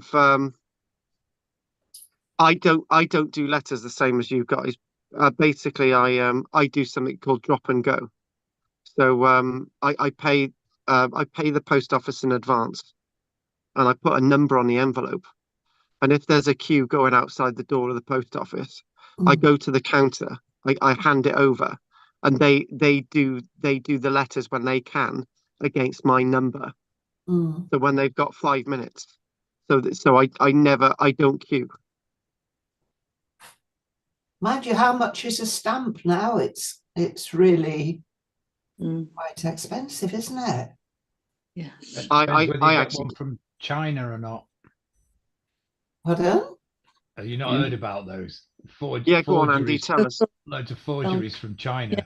Oh, really? That are a lot cheaper, yeah, and they're apparently very, very difficult to tell. Apart from when you get it delivered, because the post office has already worked out it's a forgery by then, and you get fined, which I think is ridiculous. Yeah. It's not your fault, but you end up having to pay £5 then for your letter, because there's the cost of the postage plus the fine. And you're thinking, well, why are you finding the people that are receiving it? Find the people that sent it. That's not. It's actually £5. So yeah. if you get a one that's a forgery, you've got to pay the fine. But it's probably a good investment though, because the forgeries are probably going to be worth more than £5 in the long run anyway. Oh, the post office, they're just the pits, aren't they? Oh yeah, bunch of crap. They're also talking about changing the deliveries and was it? I can't remember, the second class changing it and the rest, because they're struggling to keep up really, because it's just not, because a lot of people don't send letters anymore, I suppose. I think first class is something like £1.20 now, but I never send anything by first class. It's pointless. And oh yeah, what I was saying, I've got to crack on now. But what I was saying, I had I actually send postcards more these days, because I can't be bothered to buy envelopes and stuff. And so we've got thousands of postcards here. So I just use postcards, and it's actually nice getting a postcard because you don't have to open anything, and you can just open it, and you can just read it straight away. But I did have one member complaining. He said, "Oh, why did you send me a postcard? Because it's like, the postman can actually read it." And I'm thinking, do you really think the postman actually reads all these postcards?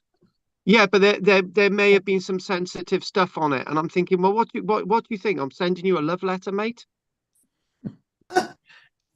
Perhaps you should start a pigeon service, Carl. How does that work? Sending pigeons with notes like they used to do. Yeah, but where am I going to get the pigeons from? Baldrick.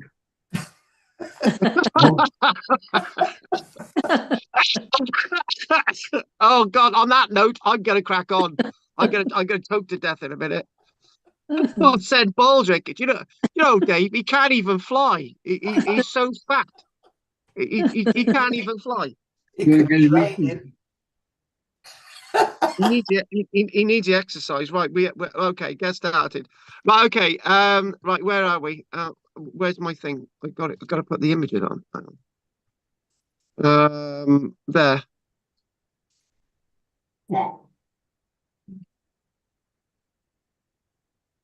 Okay. Right, go for it. Excellent. So there we go.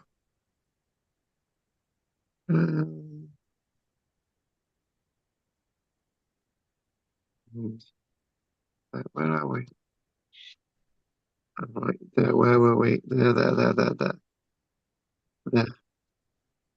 Good.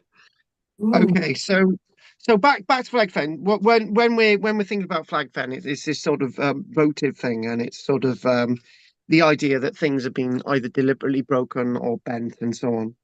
And what we're seeing in the frame is, you know, these when they've been excavating along the alignment, the timber alignment for the 1 kilometer timber alignment from the likes of Peterborough over to Whipplesea, they found, you know, lots of items along that length. Some may have been accidental, some may have been put in the water. So what we've got the one at the top, the first one at the top. You can see that is actually a sword scabbard tip. So that would have actually been in a scabbard that the sword would have gone into, right? And so what we've then got, so that's the wooden lining, and then what you've got is you've got a typical spearhead.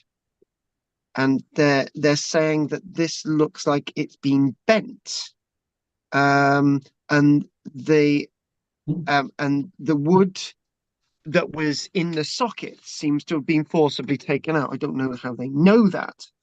And then they're talking about a bent pin. So I'm one thing, as you know, with my lectures is I like looking at evidence, and I'm not that I'm constantly argumentative. I like to think, how do they get here? How do they start thinking? You know, why do things look bent, and are things deliberately bent, or are they not bent, and all these different things. So anyway, so I just chuck that in there. So what we also know about flag fen is that flag fen is not just a site that is a watery-based site. There's landward archaeology, as we demonstrated with the last time that we looked at flag fen. So at the Peterborough side and the Whittlesea side, you've got buildings, not just from the Bronze Age, but from the Iron Age, from you've got Roman inferred evidence, and the one that I would this is mainly Iron Age structures from the Fengate site, which is towards the west of the 1 kilometer long walkway, which you have in the middle as flag fen. But this one thing that people sometimes ask me is, Carl, you know, what's going on with this, you know? And when archaeologists excavate, they leave sections, like that's a section, and that's a section, and that's a sort of boundary ditch between the two, and the sections of where you get samples, and the sections of the areas that you actually read in the archaeology. And what you can see is it's sort of a big mixture of archaeology with ditches and buildings from various different times. And what you've got there, they've kept a bulk running across the site, so you can actually get levels across the site as you're looking at it. So this is so ditches and drainage ditches and so on. And when we think about the watery archaeology, on the landward archaeology as well, there are areas that when they're excavating the landward archaeology, there are areas where they do find lots of timber. And some of this is directly linked with the marshy and boggy landscape that is now land that they're excavating. And this is, again, to try and get an idea of depth and contextualization, looking at this landscape.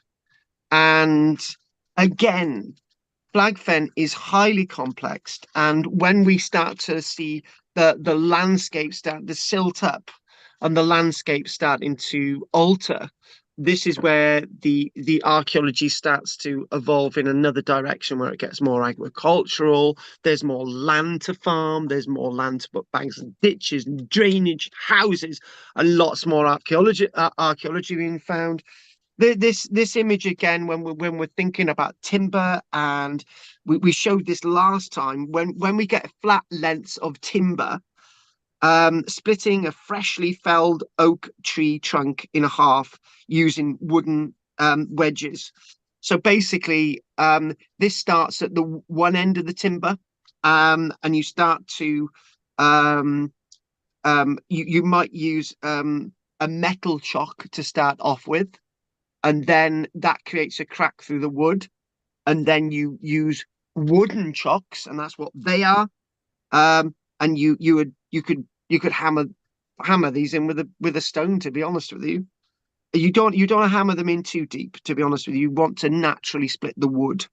And the wedges are made from hard seasoned oak, not just the same oak that this is from. So this is green oak, seasoned oak, that's much more harder into, and this goes into the soft outer sapwood of the tree. And you don't, without making a slot once the bark has been removed. So so what you're doing, you're sort of going through the bark, and what that's saying is then it goes in further, then it does make a slot, and then you remove the bark on the outside. So Bronze Age carpentry depended on split timber, because efficient saws had not yet been invented. And I got to be honest with you, right? I've got some saws from the 1940s, right? And they are far better than the crap that you get from B&Q and other brands, a really sort of thick iron saws, right? So when you get the modern saws, they're quite thin, and when they start to go blunt, you can't cut through anything, right? So I would say, if I had a modern saw, I would struggle to cut through this anyway. So I would use this technique, and far more efficient. So this is what you've got. You've got wedge-shaped, radially split oak planks, and the centre and the left hand planks had been split. So the one on the centre and the left had actually been split with steel wedges, right? Which have bruised the wood and left dark marks into the wood. And the one on the right has left no marks on the wood, and that is obviously a much better way of splitting your wood. Can't really see that from the image, but the one on the left looks quite sort of stained and looks really bruised. But the one on the right, the one on the left is using iron chocks, the one on the right uses wooden chocks. So one of the things that when we think about flag fen, on how flag fen is evolving and how flag fen is being excavated. Originally, it looked like this. There were dikes everywhere, and the archaeology is slowly being found. And you can't see anything on the screen, but there are bits of the sort of timber. And actually, Andy mentioned earlier on when we went out for a little look at the sheep and stuff. He said that you've got a nice bit of gravel there, right? It's not complete yet because we're going to be doing another quarry, and that's for something else. And I'll show you the quarry working, and we're going down, because what we're going to do, we're actually going to we know the side of the quarry now, so we're going to go off the side of the quarry and we're going to go down into the field. And that material then is what we use for the driveway here. We just put it on top of the mud, because we used to dig into the mud and we used to put it in and used to churn around. So we put the soil on top of the gravel on top of the turf. Now, interestingly enough, they're saying that they found a gravel spread of a Roman road nearby, and they described it as a gravel spread, right? And that's really interesting, because when we look at dissections of Roman roads, and when they used to teach us in school, you've got a big slot in the ground, you've got this layer of this layer of that, and all the rest of it, and it goes up to big slabs, right? Well, that's clearly not the way they used to build Roman roads in Britain. And again, going back in time, 1983, when they were looking at Flag Fen, and what they realized was that the original Flag Fen that they were excavating associated with this, and this is again reiterating something that we said before. This had been excavated a few years earlier, and in 1983 it had been really hot. So when they re-excavated this again, they found that they were appalled by the dry state of the timbers, which had become badly split, cracked, and distorted. And the point being made there is, within 10 years to 15 years, lots of the archaeology that they'd been excavating, and they'd excavated it and they'd backfilled it, they'd gone back, and it turned out that the draining of the landscape was so rapid in the decade leading up to this, that the archaeology was decaying, not just at this locality, but at lots of different localities as well. One of the things earlier on, I don't know if I showed you a slot into one of the timbers, but this is rather interesting. This is an oak plank with a single mortise hole from the post alignment. This plank was found in 1983. And you can what you're seeing is the mortise and tenon craftsmanship that they're actually using on this wood, and it's that weird shaped thing which is near the scale. And again, mortise tenon building techniques, and interesting enough to be mentioned there as well, which is that there. One thing to be mentioned is, when you go to Stonehenge, when the Stonehenge technology from 1,000 years before most of this archaeology, which is 3,500 or 3,600 or whatever, right? Those types of dates. So 1,000 years before, they've been using the mortise and tenon technology when they're constructing Stonehenge. So you've got the tongue and groove, and the mortise and tenon. So obviously you've got a little dimple, and then you've got a female inversion that would connect that on top. So the sarsen stones in the middle at Stonehenge have mortise and tenon, and the craftsmanship in the stonework. And around the outside, they've got tongue and groove, indicating that the people who built Stonehenge were carpenters, not stonemasons. So what they've typically, when they've excavated along the likes of Flag Fen, this is some artifacts from 1983. They have naturally found pottery, and this pottery is actually pottery that shows sign it was actually broken in antiquity, that it wasn't just placed into the ground and it fell apart. It actually broken into antiquity. that is a break mark that occurred in antiquity, when this was placed into the ground over 2,300-400 years ago. And again, one of the other things, it's not just an archaeological excavation associated with large open areas or in boggy, wet landscapes or dry landscapes. It's alongside the dikes, and you can imagine as they're cutting the dikes over time, they're just destroying the archaeology. That's known as must dike, which again, must farm is obviously the excavations that we'll be looking at in a few weeks. This is the dike that leads obviously to must farm. So again, this is all about technique. This is all about excavating. And one of the things that you can clearly see as they're excavating there, oh God, where's that image gone? As they're excavating there, you can see that they're using scaffolding and boarding. So the technique that they're using, they put scaffolding around the site, above the site, raised above the site, and they put planking. Well, then what you then do, you lie on the planking and you lie over, which is raised from the archaeology, and that's how you excavate. Hence, you're not damaging or contaminating any of the archaeology that is actually below you. And again, I know this is looking lots of very similar images, but it's obviously each one. So post alignment back in 1984. By now, that wood itself that they'd excavated in 1984 is basically gone. It's no longer there. It's decayed. It's disappeared. But you can see a bit more detail there, where you're looking, and you've got the posts, and you've got the sense of this alignment, the sense of you've got these posts, the post alignment, and this is actually for a building, right? This is for a building, right?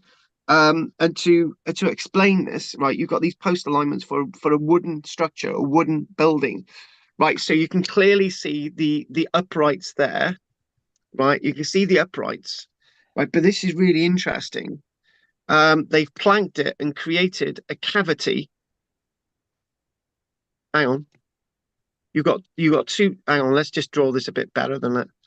You've got one set of planks there.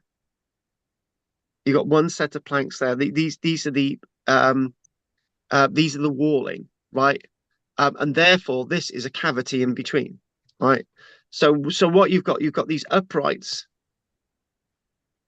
and these boardings are on the outside of the uprights, and you've got a cavity inside, right? And that, again, a cavity wall. And that is a really interesting innovation. The sense that they're building these structures and they've got cavities. Again, this is the artificial platform that is actually at Flag Fen. This is what you actually see when you go to Flag Fen. And this platform it is likely to be maintained up until about 2,900 years ago.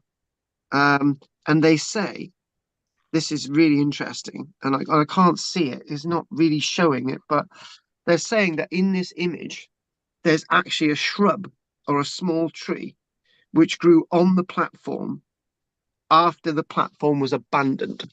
So what we've got, the really interesting issue with that is that we've got the timber platform that's abandoned about 900 years BC, right? And then when it's been abandoned, when the walkway between Peterborough and Whittlesea has been abandoned, and it's like really boggy and whatever, and it's, who wants to go to the Flag Fen platform anymore other than 2,900 years later. But they saw the roots of a tree. They knew at that point that it'd been abandoned. So abandoned, we talked about evidence to show that a site's been abandoned, and that's really what they're interested in doing. So speeding up, what we've got is that this is something that we haven't shown before. Now, what they've got is that today, when you go to the archaeology itself, is actually within what's left of the lake, right? What they've done, they've created they've allowed the lake to survive, right? Whatever water was there, and you've got what's there, a little bit of a mere there, and this is the lake. And what you've then got is that you've got the visitors center here, and what you have is that the visitors center itself is actually directly above the remains of the platform, which is actually this area, right? So it's a very, very big platform. Actually, it's not a small platform, and this was a platform developed with various different buildings and so on over a long period of time.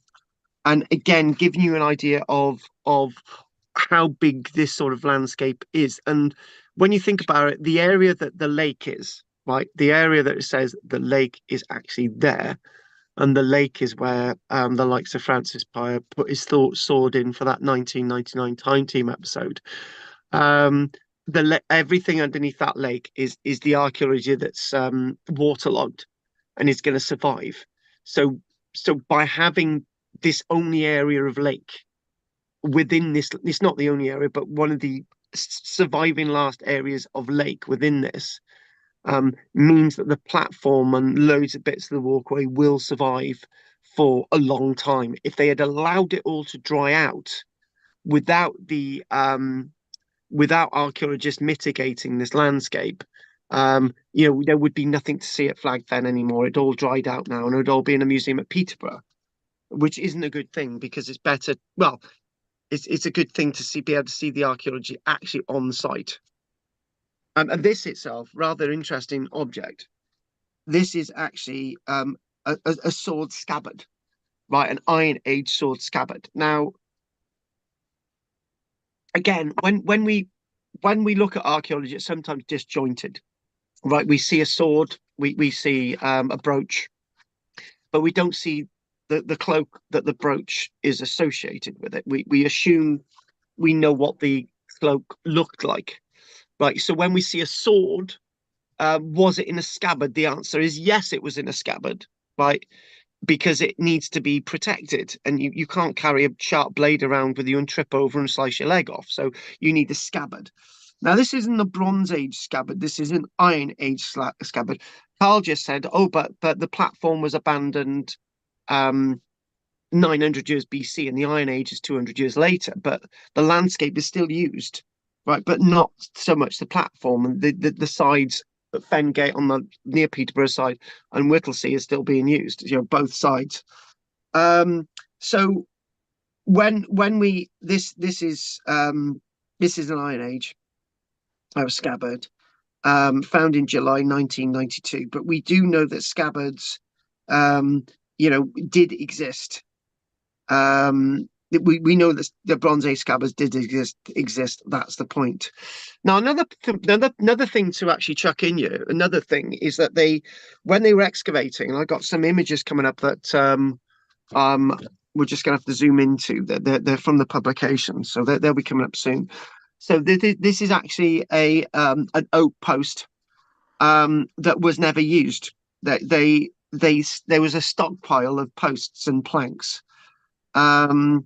And it's what I think what the archaeologists are seeing is that there was a dump of unused timbers on one side of the alignment, right? Long pencil-like tip on the right-hand side, and this was never ever used. So somebody turned around and said, right, we're not going to carry on with it, and they just abandoned the post, which is really strange. In archaeology, we don't, particularly in the medieval period, obviously thousands of years apart, but when we look at the medieval period, when you cut down a tree, you've got to use it straight away, because some noggins will nick it and use it for something else. So you've always got to keep things going. And again, showing you this in the distance, you've got the power station, sort of, and the large area of the archaeology as they're reacting with change within the landscape. And again, this is sort of dry land. And this is you've got 2 meter post scales there. And again, this is associated with structural evidence, and this is extremely well preserved. And whether it's well preserved now or not is up for debate. And what you're seeing there is that's the Flag Fen site, and all that would have been a lake once. All that would have been sort of the great sort of inundation of water. But what they are doing is the archaeologists not the only ones finding the archaeology, and we've got the dreaded detectorists. And actually, this is actually a metal detector found within the archaeology that they're excavating, and this is a late Bronze Age sword again, and there's an interesting thing about this. When they examined it, you can make out the shape. We've got a dog coming up in the next image. When they examined this, they've got they found that it was not a useful sword at all, right? So, and I tell you what you've got the hilt there and the pommel, and there, but that bit's broken off, right?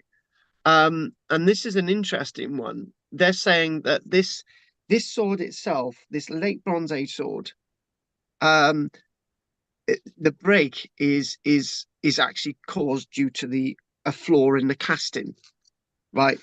It's a cast sword, right? Rather than a smithied sword, right? It's a cast sword. Like the bronze swords were inevitably cast, and they may have been hammered to give them strength and so on. But this is a bronze sword, and there was a cast flaw. That's why it's broken off, not that it was deliberately broken off. That's a really good point. And doggy, we don't often look at animals, and the skeleton of a Labrador-sized dog. This is found not too far away from the Flag Fen site. And it would seem that its lower back and hips had been pierced by an oak post of the alignment. So this had been in the ground, and then later on, it's been quite nicely lying in the ground. He's going to, is it in his second year? He's just finishing his second year at university, doing his 8th PhD. And oh, I'm sorry, I'm dreaming. I'm just waking up again. I fell asleep. I'm sorry. And don't apologize. It's okay. It's a bit of fun. We're understanding what your relatives are doing. It's okay. Whatever you do, and right. I ought to just go to sleep. No, don't go to sleep, because we're not gonna be long, right? But yeah, don't tell us any weird secrets, right? Anyway, so the Labrador. This is a Labrador we're looking at, Anne, with the remains of a Labrador. Only 10 minutes, Anne. Okay. We're looking at the remains of a Labrador, right? And this is again, we don't often see the remains of dogs, but this was already in the muds and the silts before the post alignment was there. What we've got is a few images coming up, and I'm gonna speed up, but we haven't got many more images. But this is rather interesting. That what they're doing, they're showing us the distribution of material that's been placed along the alignment. So you've got the post alignment going through the middle, and obviously the items have been exaggerated in scale to give you an idea of what's going on. But in the Bronze Age, they're sort of showing you along the alignment different things have been deposited, right? But you can clearly see that this isn't a massive number of artifacts that have been deposited along the length of the walkway. I know the walkway is 1 kilometer in length, but this is 100 meters, and over 100 meters you've got inevitably swords and arrowheads and various things like that. But again, this isn't, this is significant, but most of them are not broken. Some are broken, most of them are not. Why are they there? Again, why are they there? Are they votively placed? Are they discarded? Have people lost them? Well, obviously some have been deliberately placed. I'll agree with Francis prior that they've been deliberately placed. Right, now this is interesting. We saw this earlier on. Now, what you've got, instead of instead of the weaponry stuff along the alignment, what you've got is you've got various different objects. So you've got you've got a scale there. You've got some tin and white metal grey objects placed in there or lost, and you've got lead objects placed along the lead alignment, along the post alignments. What you can clearly see there though is that lots of the artifacts, instead of being sort of along the alignment, except for that bit over on the left there, right? Lots of them are away from the alignment, so they've been chucked in. They've been thrown into the water rather than being dropped or deposited along the post alignment. And what you then have is that's in the Bronze Age, lots of lead and white metal objects, and and what you've got in the Iron Age here, along the post alignment, what you've got is you've got iron objects, iron pins and sort of brooches, iron sort of bronze objects and white metal objects that again have been deposited in various different ways, lost deliberately, lost and so on. Different reasons why these are there, right? Some have been naturally deposited, some have been lost, giving you an idea of the artifacts. But again, it's it makes you wonder, right? If any wooden objects were deliberately deposited along here, if any pottery objects were deposited along this length. Obviously, thinking about those questions and thinking about things developed. Just a few quick images next. And what we've got is some sort of stages, how they're developing. And obviously, the posts are going in first, and then what you've got is you've got some wicker alignment, some wicker associations, some wattling along there, and then directly you've got the beams going across, and you've got this walkway, right? It's not an open walkway; it's quite protected. You know, when you look at it, there's a palisade along one side, right? That's really interesting. Next image is actually a montage of how complicated this is. So what you can clearly see is that if you look at the image, hang on a minute, go back to there. What you can clearly see is that you've got, hang on, move that. That is, there it is. And this here is the walkway, right? And either side, you've got material dumped, loads of it, over a long period of time, different reasons. And then you've got the platform at Flag Fen. And again, this is showing a schematic reconstruction of very interesting this as well, that what you've got, it may explain some of that you've got a region alongside it that you've got there. It's almost as if you've got a walkway and an earlier walkway with a wattle arrangement, a wicker wattle arrangement, right? And it's sort of, and as that decays on the left, with some of the older posts, so that's you've got different rows, haven't you? So row 4 is an earlier alignment, right? And then you've got this alignment here, and then this represents the higgledy-piggledy nature. So they're not always on the same alignment. Some alignments are moved for various different reasons, with inundations of the muds and the waters and things changing within the landscape, right? And what they're clearly showing there is that what you've got is that over time, lots of things are decaying and moving around, and then you've got this really complicated nature of the archaeology. And again, you try and read that, try and understand that. So you've got to move some of the timbers above, and you've got to go to the layers below, which is again, how complex is this? As you're looking at the layers below, and then in amongst those layers, what you then are finding is other bits of archaeology. So what you've got is this describes as the smashed remains of a late Bronze Age two-piece axe haft, and this has been broken and smashed, right? So it's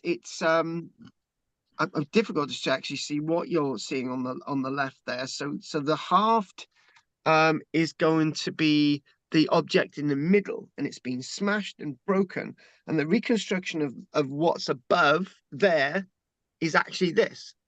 And you can see that you've got a typical Bronze Age reconstruction, and that's mounted in a willow in a willow, it's called a hafted axe, so that's willow, the wood's willow.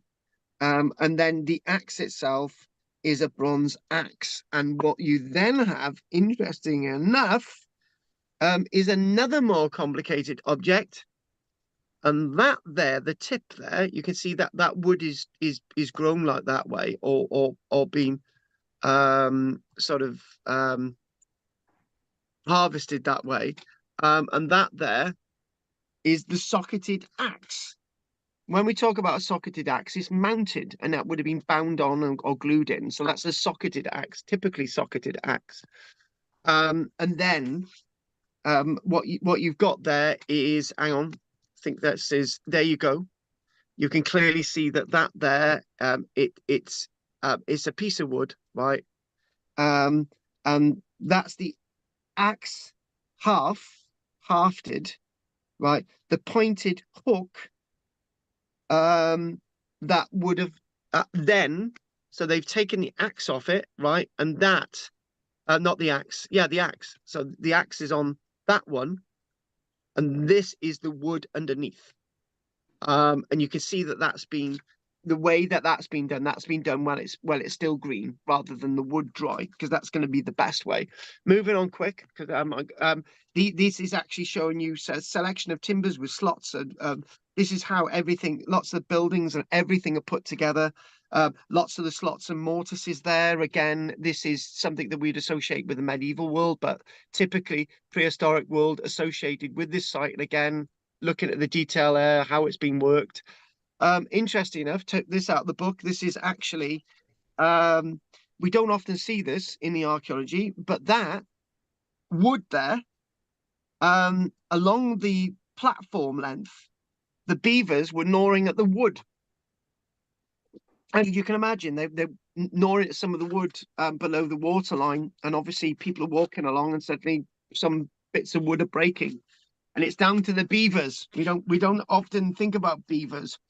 And that there, again, another one from the book there, that there is half an axle, which had been reused as a peg to secure other timbers. An axle. And are we talking about a wooden axle for vehicular transport? How are they defining axle? But we're talking about the small square hole above the top of the screen there. Look how perfectly square that is. That would have held a pin. If this was associated with an axle. So just quickly show you a quick few things, then we'll call it a day. We're into the Iron Age now, so we got some of the reconstruction work which we've already seen before. And initially, when they were doing reconstruction work at the site, what they did, they actually in 1990 they used a synthetic roof. The synthetic roof didn't last very long, so that's the reconstruction again from the book. And the synthetic roof lasted 10 years, and that's the reconstruction of the roof. And quickly we're looking at buildings that have been excavated in these types of areas, and it's again, it's a landward site, and it's also a very boggy sort of peaty landscape. We're finding all the wooden evidence, and rather interesting here. Quickly, we're nearly at the end, guys. This is actually a building, typical building, and that around the outside is the drip line. So obviously that building's going to be there for 10, 20 years. The water's going to be dripping into the mud, keep pounding into the mud, and that's going to create the drip line around the outside. And we've got skeletal remains of a child, and that's sort of, it's almost as if it's been squeezed into a hole. It's been quite eroded, so the top bit of the skull's been eroded away. And what we've got is one which is a bag burial. This body was actually buried in a bag. One more image, then we're finished. This is a bag burial. So this is the bones are disarticulated, and an arrangement in the ground suggests that they had been placed in a bag before burial in a shallow grave. So the bones themselves, you've got some of the tarsals and the carpals, they're carpal bones. So obviously they've before the body's gone into metamorph. Oh, I can't bloody say. Before the bodies all sort of gone into one form, they've put it into a bag, and it's known as a bag burial. Rigor mortis, that's right. Before the body's gone into rigor mortis, they've arranged it and sort of put it into a bag. But the body goes limp again after rigor mortis. And finally, a photograph showing wood chips, indicating that they were working in the woods within the peaty landscape at Flag Fen and at the other sites. And that is my Flag Fen lecture completed, over and done with today. And hopefully you've picked up, all of you guys have picked up something today, so that's good. Thank you all. I'm off now. For keeping with us. So, all Roger, the best. anything you want to say, Rog? No, thanks, no. So we'll see you next week, Rog, okay? Hi, Rog. Hi, David. All right, Rog. So you've got to go as well, Bye. David, have you? Okay. Night, David. Bye, I'll see you David. next week. Bye. Night, Bye. Roger and David. Cheers. Night. Okay. Night, Rog. Must have been something So you thanks said, again, Carl. Carl. I think it was something I said. What you say, Rog? Thanks again. Good. Always good, Excellent. Rog. It's always good to see you. And Roger, I was dropping off as well, but I managed. I think it was something Anne said about doing a PhD in university. I'm so pleased Anne didn't say anything dodgy like that wonderful bloke that she met the other night and how good he was and that he went out and took her out on a meal. I'm so pleased you didn't tell us all that, Anne. Roger's still listening for detail. You're not going to get any details, Rog. All right, Rog. I must have been dreaming. I fell asleep. Was dreaming. I got to be honest with you. I got to be honest with you. The trick to women, right, is to always date a woman with the same name, right? So if you're fantasizing over a Michelle that you'd slept with 20 years ago, and you're fantasizing over another Michelle, and you wake up in the middle of the night saying, "Oh, Michelle, I love you." That was brilliant, lying on the pyramids alongside you, and Michelle turns around and says, "But we have never been to the pyramids with you." Oh, but I'm dreaming about you going to the pyramids with me. That's the clue. It's when you do, yeah.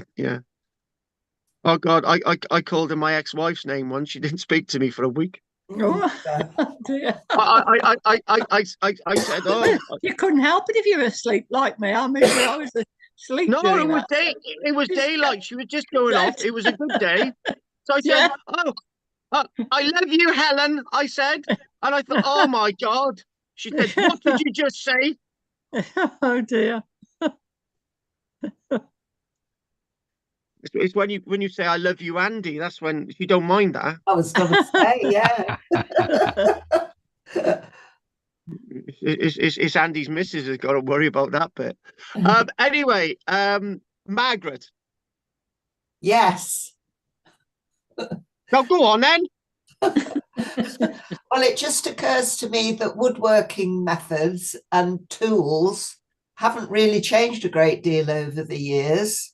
No. I've got a box full of wooden tools in the garage, mallets and hammers and whatnot, and they look just the same as they did back in the Bronze Age.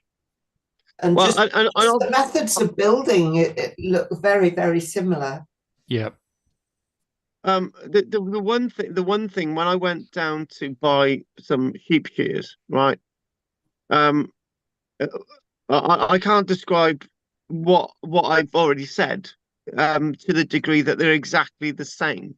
There is absolutely no difference. It's a piece of metal that's been cut, and it's exactly the same. There's no the only difference is between my metal stainless steel shears and the Bronze Age ones is that they're made of bronze. Mine are made of iron. That's the only difference. I tell you what, you slip with one of them when you're shearing a sheep, then the sheep knows it. Oh. I had a little pair of hand shears, like almost tiny little ones, about 2-inch long blades that were designed for bonsai trees. They came from Japan, and they're exactly the same. Wow. So it's a design that has become international and universal, and has done for hundreds, if not thousands, of years, like those ones. It's because marvelous it's good. It's marvelous that long ago they were finding designs that are so perfectly right that we don't change them, isn't it? Yeah. Actually, somebody was explaining this. In if you go down to the River Thames, right, you get you get swallows. That's what we call them, swallows of material. So you get loads of like buckles and coins all in one area because of the weight, right? And you get copper objects and you've got bits of leather boot in one area. And in some areas you get collections of tens of thousands of pins, right? So obviously the pinhead and the pin is still the same pinhead design that they used in the Roman period, as my grandmother used, and my mum uses, and you can still get. It's the same design, and it's. I know. Well, how else would you design a pin? But yeah, but it's still the same design. Sheep shears is still the same design. A wooden a wooden cartwheel is not something that we use today, right? But believe me, as the Germans, did you know the Germans were not a completely mechanized army in the Second World War? They still used wooden carts with completely wooden wheels to take supplies in the back lines to the front, to the German troops in Operation Barbarossa, right? Exactly the same carts with exactly the same designs that had been used in the Bronze Age, going to the front line in the Second World War, right? When they had tanks. It's really weird concept, but they worked. They were useful. They worked along they worked. You couldn't have a modern car going along the cart tracks in Russia, right? Because cars were not built for the cart tracks, but these wagons were built for them. And they'd been used thousands of years earlier on. Right. Yeah, and still used now in various parts of the world. Particularly Arnside. Anything else, Margaret? No, I think that's. Oh, I'll tell you what. Dendrochronology. I was looking at a felled tree in our wood here this morning. And, I was just thinking, I wonder how old it is, and I couldn't see any tree rings. I could see one. Is that an ash meadow? Yeah. Why can't I see any tree rings? Is that the big beech tree that we took down? Yeah, it's because it's got weathered. They are there. They just you can't see them anymore. That's all. I can just see kind of vertical cracks running all the way. Well, the best thing to do, go to your supply of tools, right? Get a file, right? Get one of the old metal files or wooden file, right? You can get wooden whatever. So just go on that, just scrape her across, right? Go across the grain, scrape her across, right? On a dry day, it has to be a dry day, right? Not on a wet day, on a dry day, right? And then get a bit of sandpaper, right? And then you'll start to see the rings. Yeah. And actually, best to take a bit of cider vinegar as well. Okay. I always intended to count the rings on that tree, but never got around to it. But maybe I will do one day. Quite a chunker, isn't it? Yeah, I think we had a big argument with the woodland manager at the time that we had about the age of it, and I think I was right, because he went very quiet afterwards, and he had actually gone and counted them, and he didn't say anything after that. I thought, yeah, I bet I was right, because we were arguing about whether it was 250 or 300 years old. So yeah. The question is, why did he cut it down in the first place when I could even go in there? Right. Anyway, we had to. It fell down. Yeah, it fell down. So and the other one we took down because it had got a fungal growth in it, which meant it would have fallen down within a few months anyway, right next to a house. So it had to come down. Right. Anyway, beech trees have a life of about 300 years anyway. So yeah.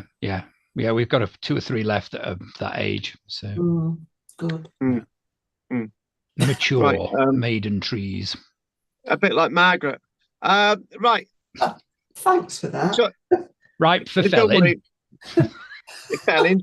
And that's Andy. That's just wrong on many levels. Absolutely, that's what you're trying to imply. So you're the one who implied fell in Margaret. That's just wrong. How does that work? All right, let's just move off. Right. Drina wouldn't take it the wrong way. That's fell you, Drina. Anything you want to say? No, thank you. Thank you. Very interesting. We got to keep it clean for Anne. And Andy, do I tease Anne and say you said some very naughty things, and when I can tell you what you said? And it's all on YouTube. Yeah, that was quite funny because she looked wide awake. Oh yeah, it was. It was. I thought you were actually just answering a somebody in the room. No, I was probably thinking I'd had a conversation with my grandson that would make sense. Who was doing his. If I mentioned PhD, that will be the link.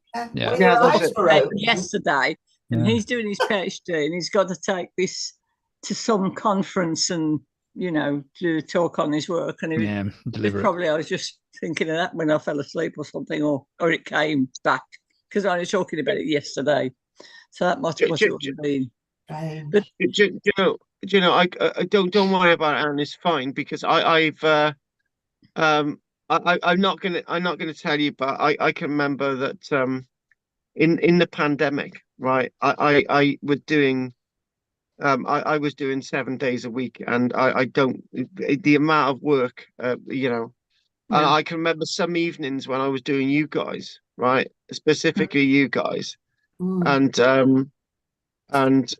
I knew I needed a break because I'm pretty sure I can remember in 1 or 2 lectures I know I needed a break. I'm speaking some gobbledygook.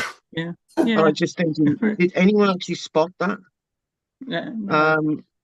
It hasn't nothing like that's happened for a long time because I'm not teaching every single night of the week, but it's sort of similar to what you're defining. You're like going, right, okay, there's a Roman road, and and it's just like, hiya, Michelle, I'll go and make you a cup of tea, and then you think, right, I hope they didn't spot that. And I've just been so very tired this last fortnight, as I say. And in fact, I didn't come last week, did I? Because I couldn't cope with it at all. But I'm a lot better than I was. Good. Talking about your lecture today, though, something about today's lecture I'd like to say is the pictures you showed us of how it was looked all higgledy-piggledy, an absolute mess almost that when they found it. And you look at that, and I wonder, it seemed, I don't know how you'd start. You've talked us through so much of it, but it was looked so complex, how it was all fallen down on itself, and stumps going in all directions and layers on layers of it. Yeah. It looked very, very complex, to start with.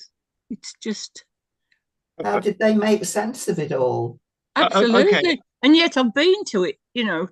Well, Drina and I went there, a few years back, and it was so tidy in a way, wasn't it? Much of it, by the time they'd sorted it, it was just how they ever started. It seemed amazing. Okay, first things first, get some camp coffee with some chicory. It helps wake me up. And some of those vitamin tablets. Well, I get those vitamin tablets you chuck into water and it fluoresces, right? You can get them quite cheap, and they really work. I've got a few people on them, and I know that when I've done some lectures, I thought if I chuck whenever, got some vitamin C, I'm awake again. But what you've just said is that I would say matchsticks, right? The way of understanding it is if you have a pack of matchsticks that are slightly thicker than other matchsticks, right? And you've got a box of matchsticks that are slightly thinner, but they're slightly shorter and they're a slightly different color. If you chuck them on the table, right, that gives you a concept of working out how we work these things out, right? How we unravel this mess. It's just like for example, I was when I was digging out the little quarry at the back, it was like, how am I working out what's what here? And you would think, well, what is natural and what is human here? And the clue was quite, it started to dawn on me quite that this is solid stuff, and it's like shale layers, right? But over there it's all gravel, it's all bits, it's all broken bits, it's completely different, right? And then oh, by the way, that over there doesn't drain, and that drains perfectly. The weird thing is about that quarry, right? We've had massively heavy rain, right? And you can stand above that quarry and there's no water build-up at all. And that's how I know it's a quarry, because the water's just going down and going away, right? But the water above, the water on the mud above, right, which is around it, right, the water goes in and some of it sits on the surface. And I'm thinking, right, this is how complex the landscape is. But when you look at the clues, you can understand it. Perhaps I perhaps looking at the pictures, I didn't see the clues. It just seemed terribly complex. Yeah. The problem is with a subject like flag fen, right, is that I could have done 2 months on it, right? But I thought, right, I just got to give an overview here, because it's a massively complex subject. So basically, in a nutshell, if you want to look at flag fen more logically, flag fen is, you've got 4,000 years ago, it was basically a very shallow lake, and then you've got land here, and you've got an island, and in the stuff in the middle is the lake, and they've built a walkway between this bit on the left and this bit on the right, and you've got a walkway, and they've developed an island in the middle called Flag Fen, right? Over a period of time, they've had to build more walkways to get to Flag Fen, right? And Flag Fen's got bigger, and materials been deposited around there in different circumstances for different reasons, and people have lived within the landscape in different circumstances, different reasons. We know about transport. We know about that they had boats. We know that they had carts, right? We know some of the animals. We know that there were cattle around. We know that there was a Labrador there. We know lots of different things, and that's what Flag Fen is about. And it's archaeology. Inevitably, most of what I just mentioned is actually archaeology that's organic, right? And the wheel is the thing, right? The wheels are the thing. And none of that one piece of technological evidence tells us that they had carts, end of, and they had technological innovation, but they didn't have carts if we hadn't found it. Yeah. It's a bit like Atlantis. Atlantis never existed if the story of Atlantis was never written, right? Pompeii never existed if we hadn't found Pompeii, right? But because we found Pompeii, it existed. Oh, that's clever. No, yeah, thank you for saying that. But it is actually, it's clever, but too obvious. It's the elephant in the room, right? It's like we can, I've me and Drina have done this loads of times. We put our glasses down, we can't find them, right? They're on our head, or they're next door to the toilet, or they're in our pocket, or they're in so obvious places. We spent hours looking for our glasses, right? And they're in exactly the place. It's the elephant in the room, right? And it's just like, somebody said something silly the other day on TikTok. They said to me, so so are you actually a farmer then? And I'm thinking, what? Yeah, I got sheep. Oh, right. Yeah, but they're not your sheep, are they? And I'm thinking, oh, forget it. But anyway, it's just the obvious things. But and here's another interesting thing, Margaret, right? How do we know that they actually spoke 4,000 years ago? How do we know they spoke? Because you don't have a recording of how they spoke. How do we know? Actually, this is just for Margaret, nobody help her, right? How do we know they spoke?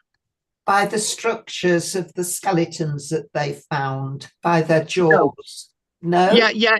Yeah, we can do that, but no, none of the none of the jaws have survived, right? So how do we know they spoke?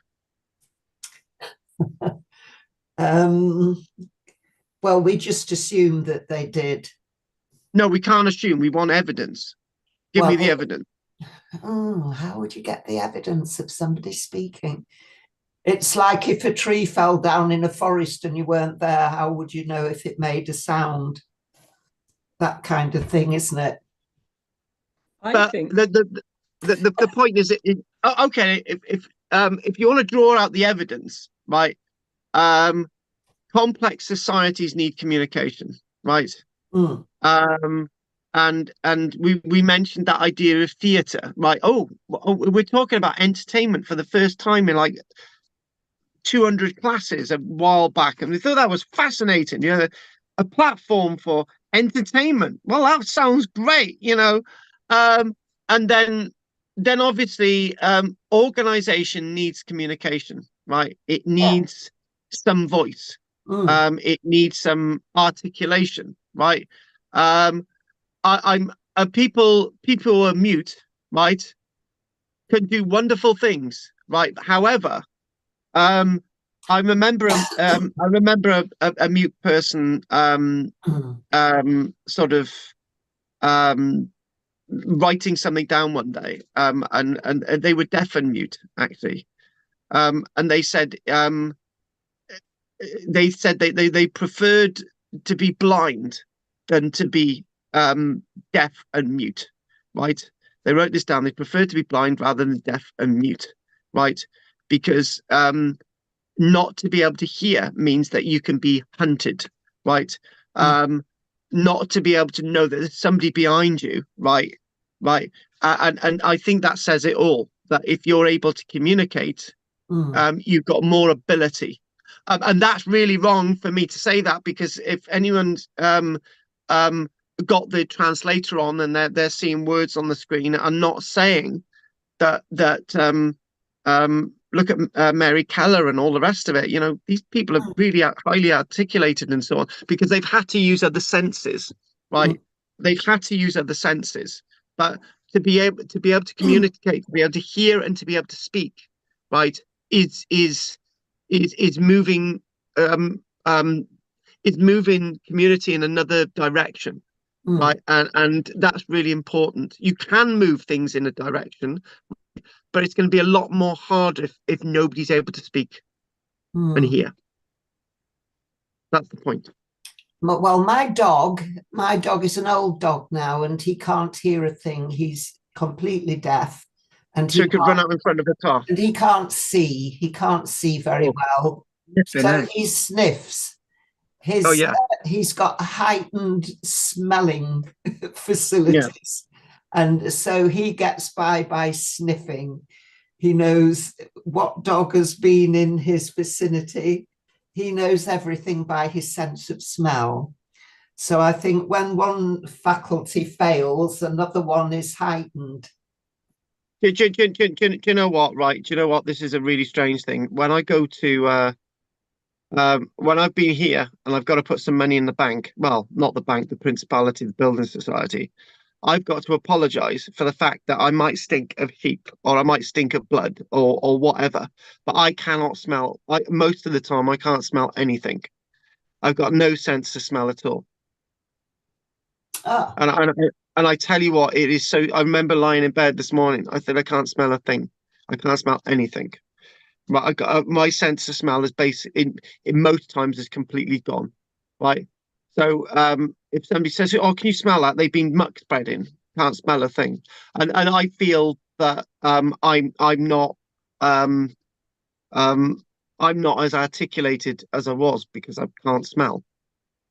So if you've got all those senses, it's really important that you've got all those senses.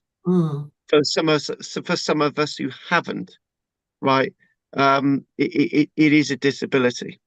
I wonder what people's eyesight was like back 3,000 years ago, when there wasn't light pollution and there wasn't television. I wonder. Much more sharper, I would say. I would and imagine so. Yeah. Much more sharper. It was. There was. I remember amazingly a while ago. You probably know about this. They found a cave drawing of a constellation, which had 10 stars in this constellation, and this was supposed to be 45,000 years old.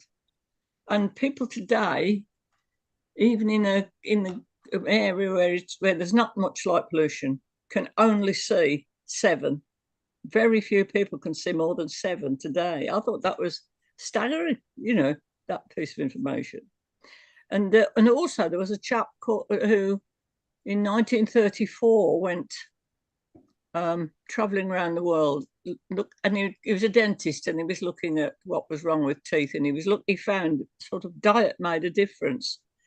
And in those areas where where there wasn't any light pollution, on the more primitive people, their eyesight was much better than most of us who live in cities and who eat. I mean, they ate very basic food. We had all this fancy stuff. And he found that it happened a lot of things with different eyesight, particularly, he found. So yeah, I thought all that was interesting in that thing. Yeah. So I think obviously communication they would have, and it's just you've got to see that and as being how society develops.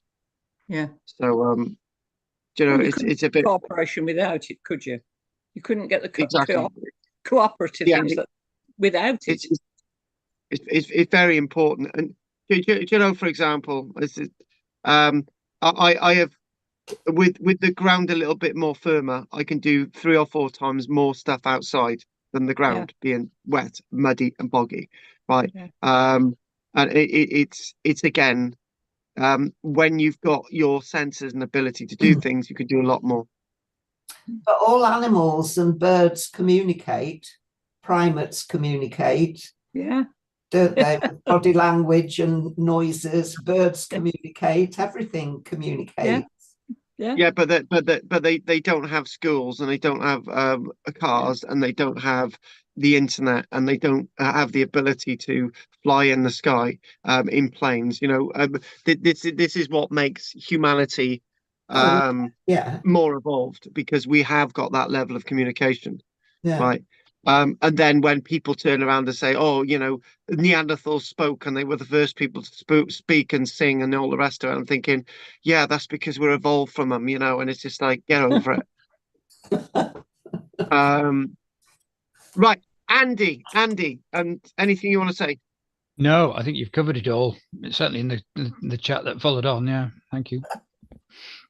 I think we have, and I tell you what, right? This is in the top 3 of the latest that we've ever done on a Tuesday. Is it really? Oh my God! It's 10:30. Poor Anne. Poor Anne. Poor Anne. She should have finished 40 minutes ago. It was my fault. Right. Anyone else want to say anything else before we finish, and we'll go on to next week? No, thank you. Thank you. It's good. No. Okay. My absolute pleasure and delight, and hopefully I will see you all next week. Okay. Yes. Yep. Thank you. Okay. I guess say good night. All. Thank you, guys. Thank you, Gina, for your support. Then. Margaret and Andy. Take care. See you next week. Bye. Bye. Bye. Night, Anne. Well, good night. Try and get some sleep.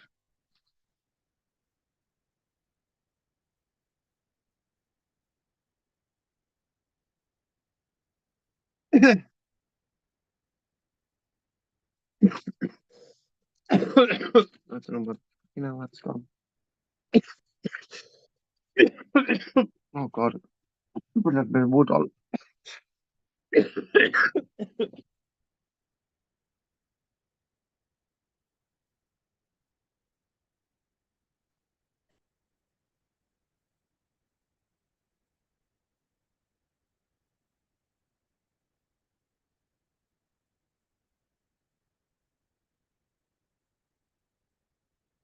The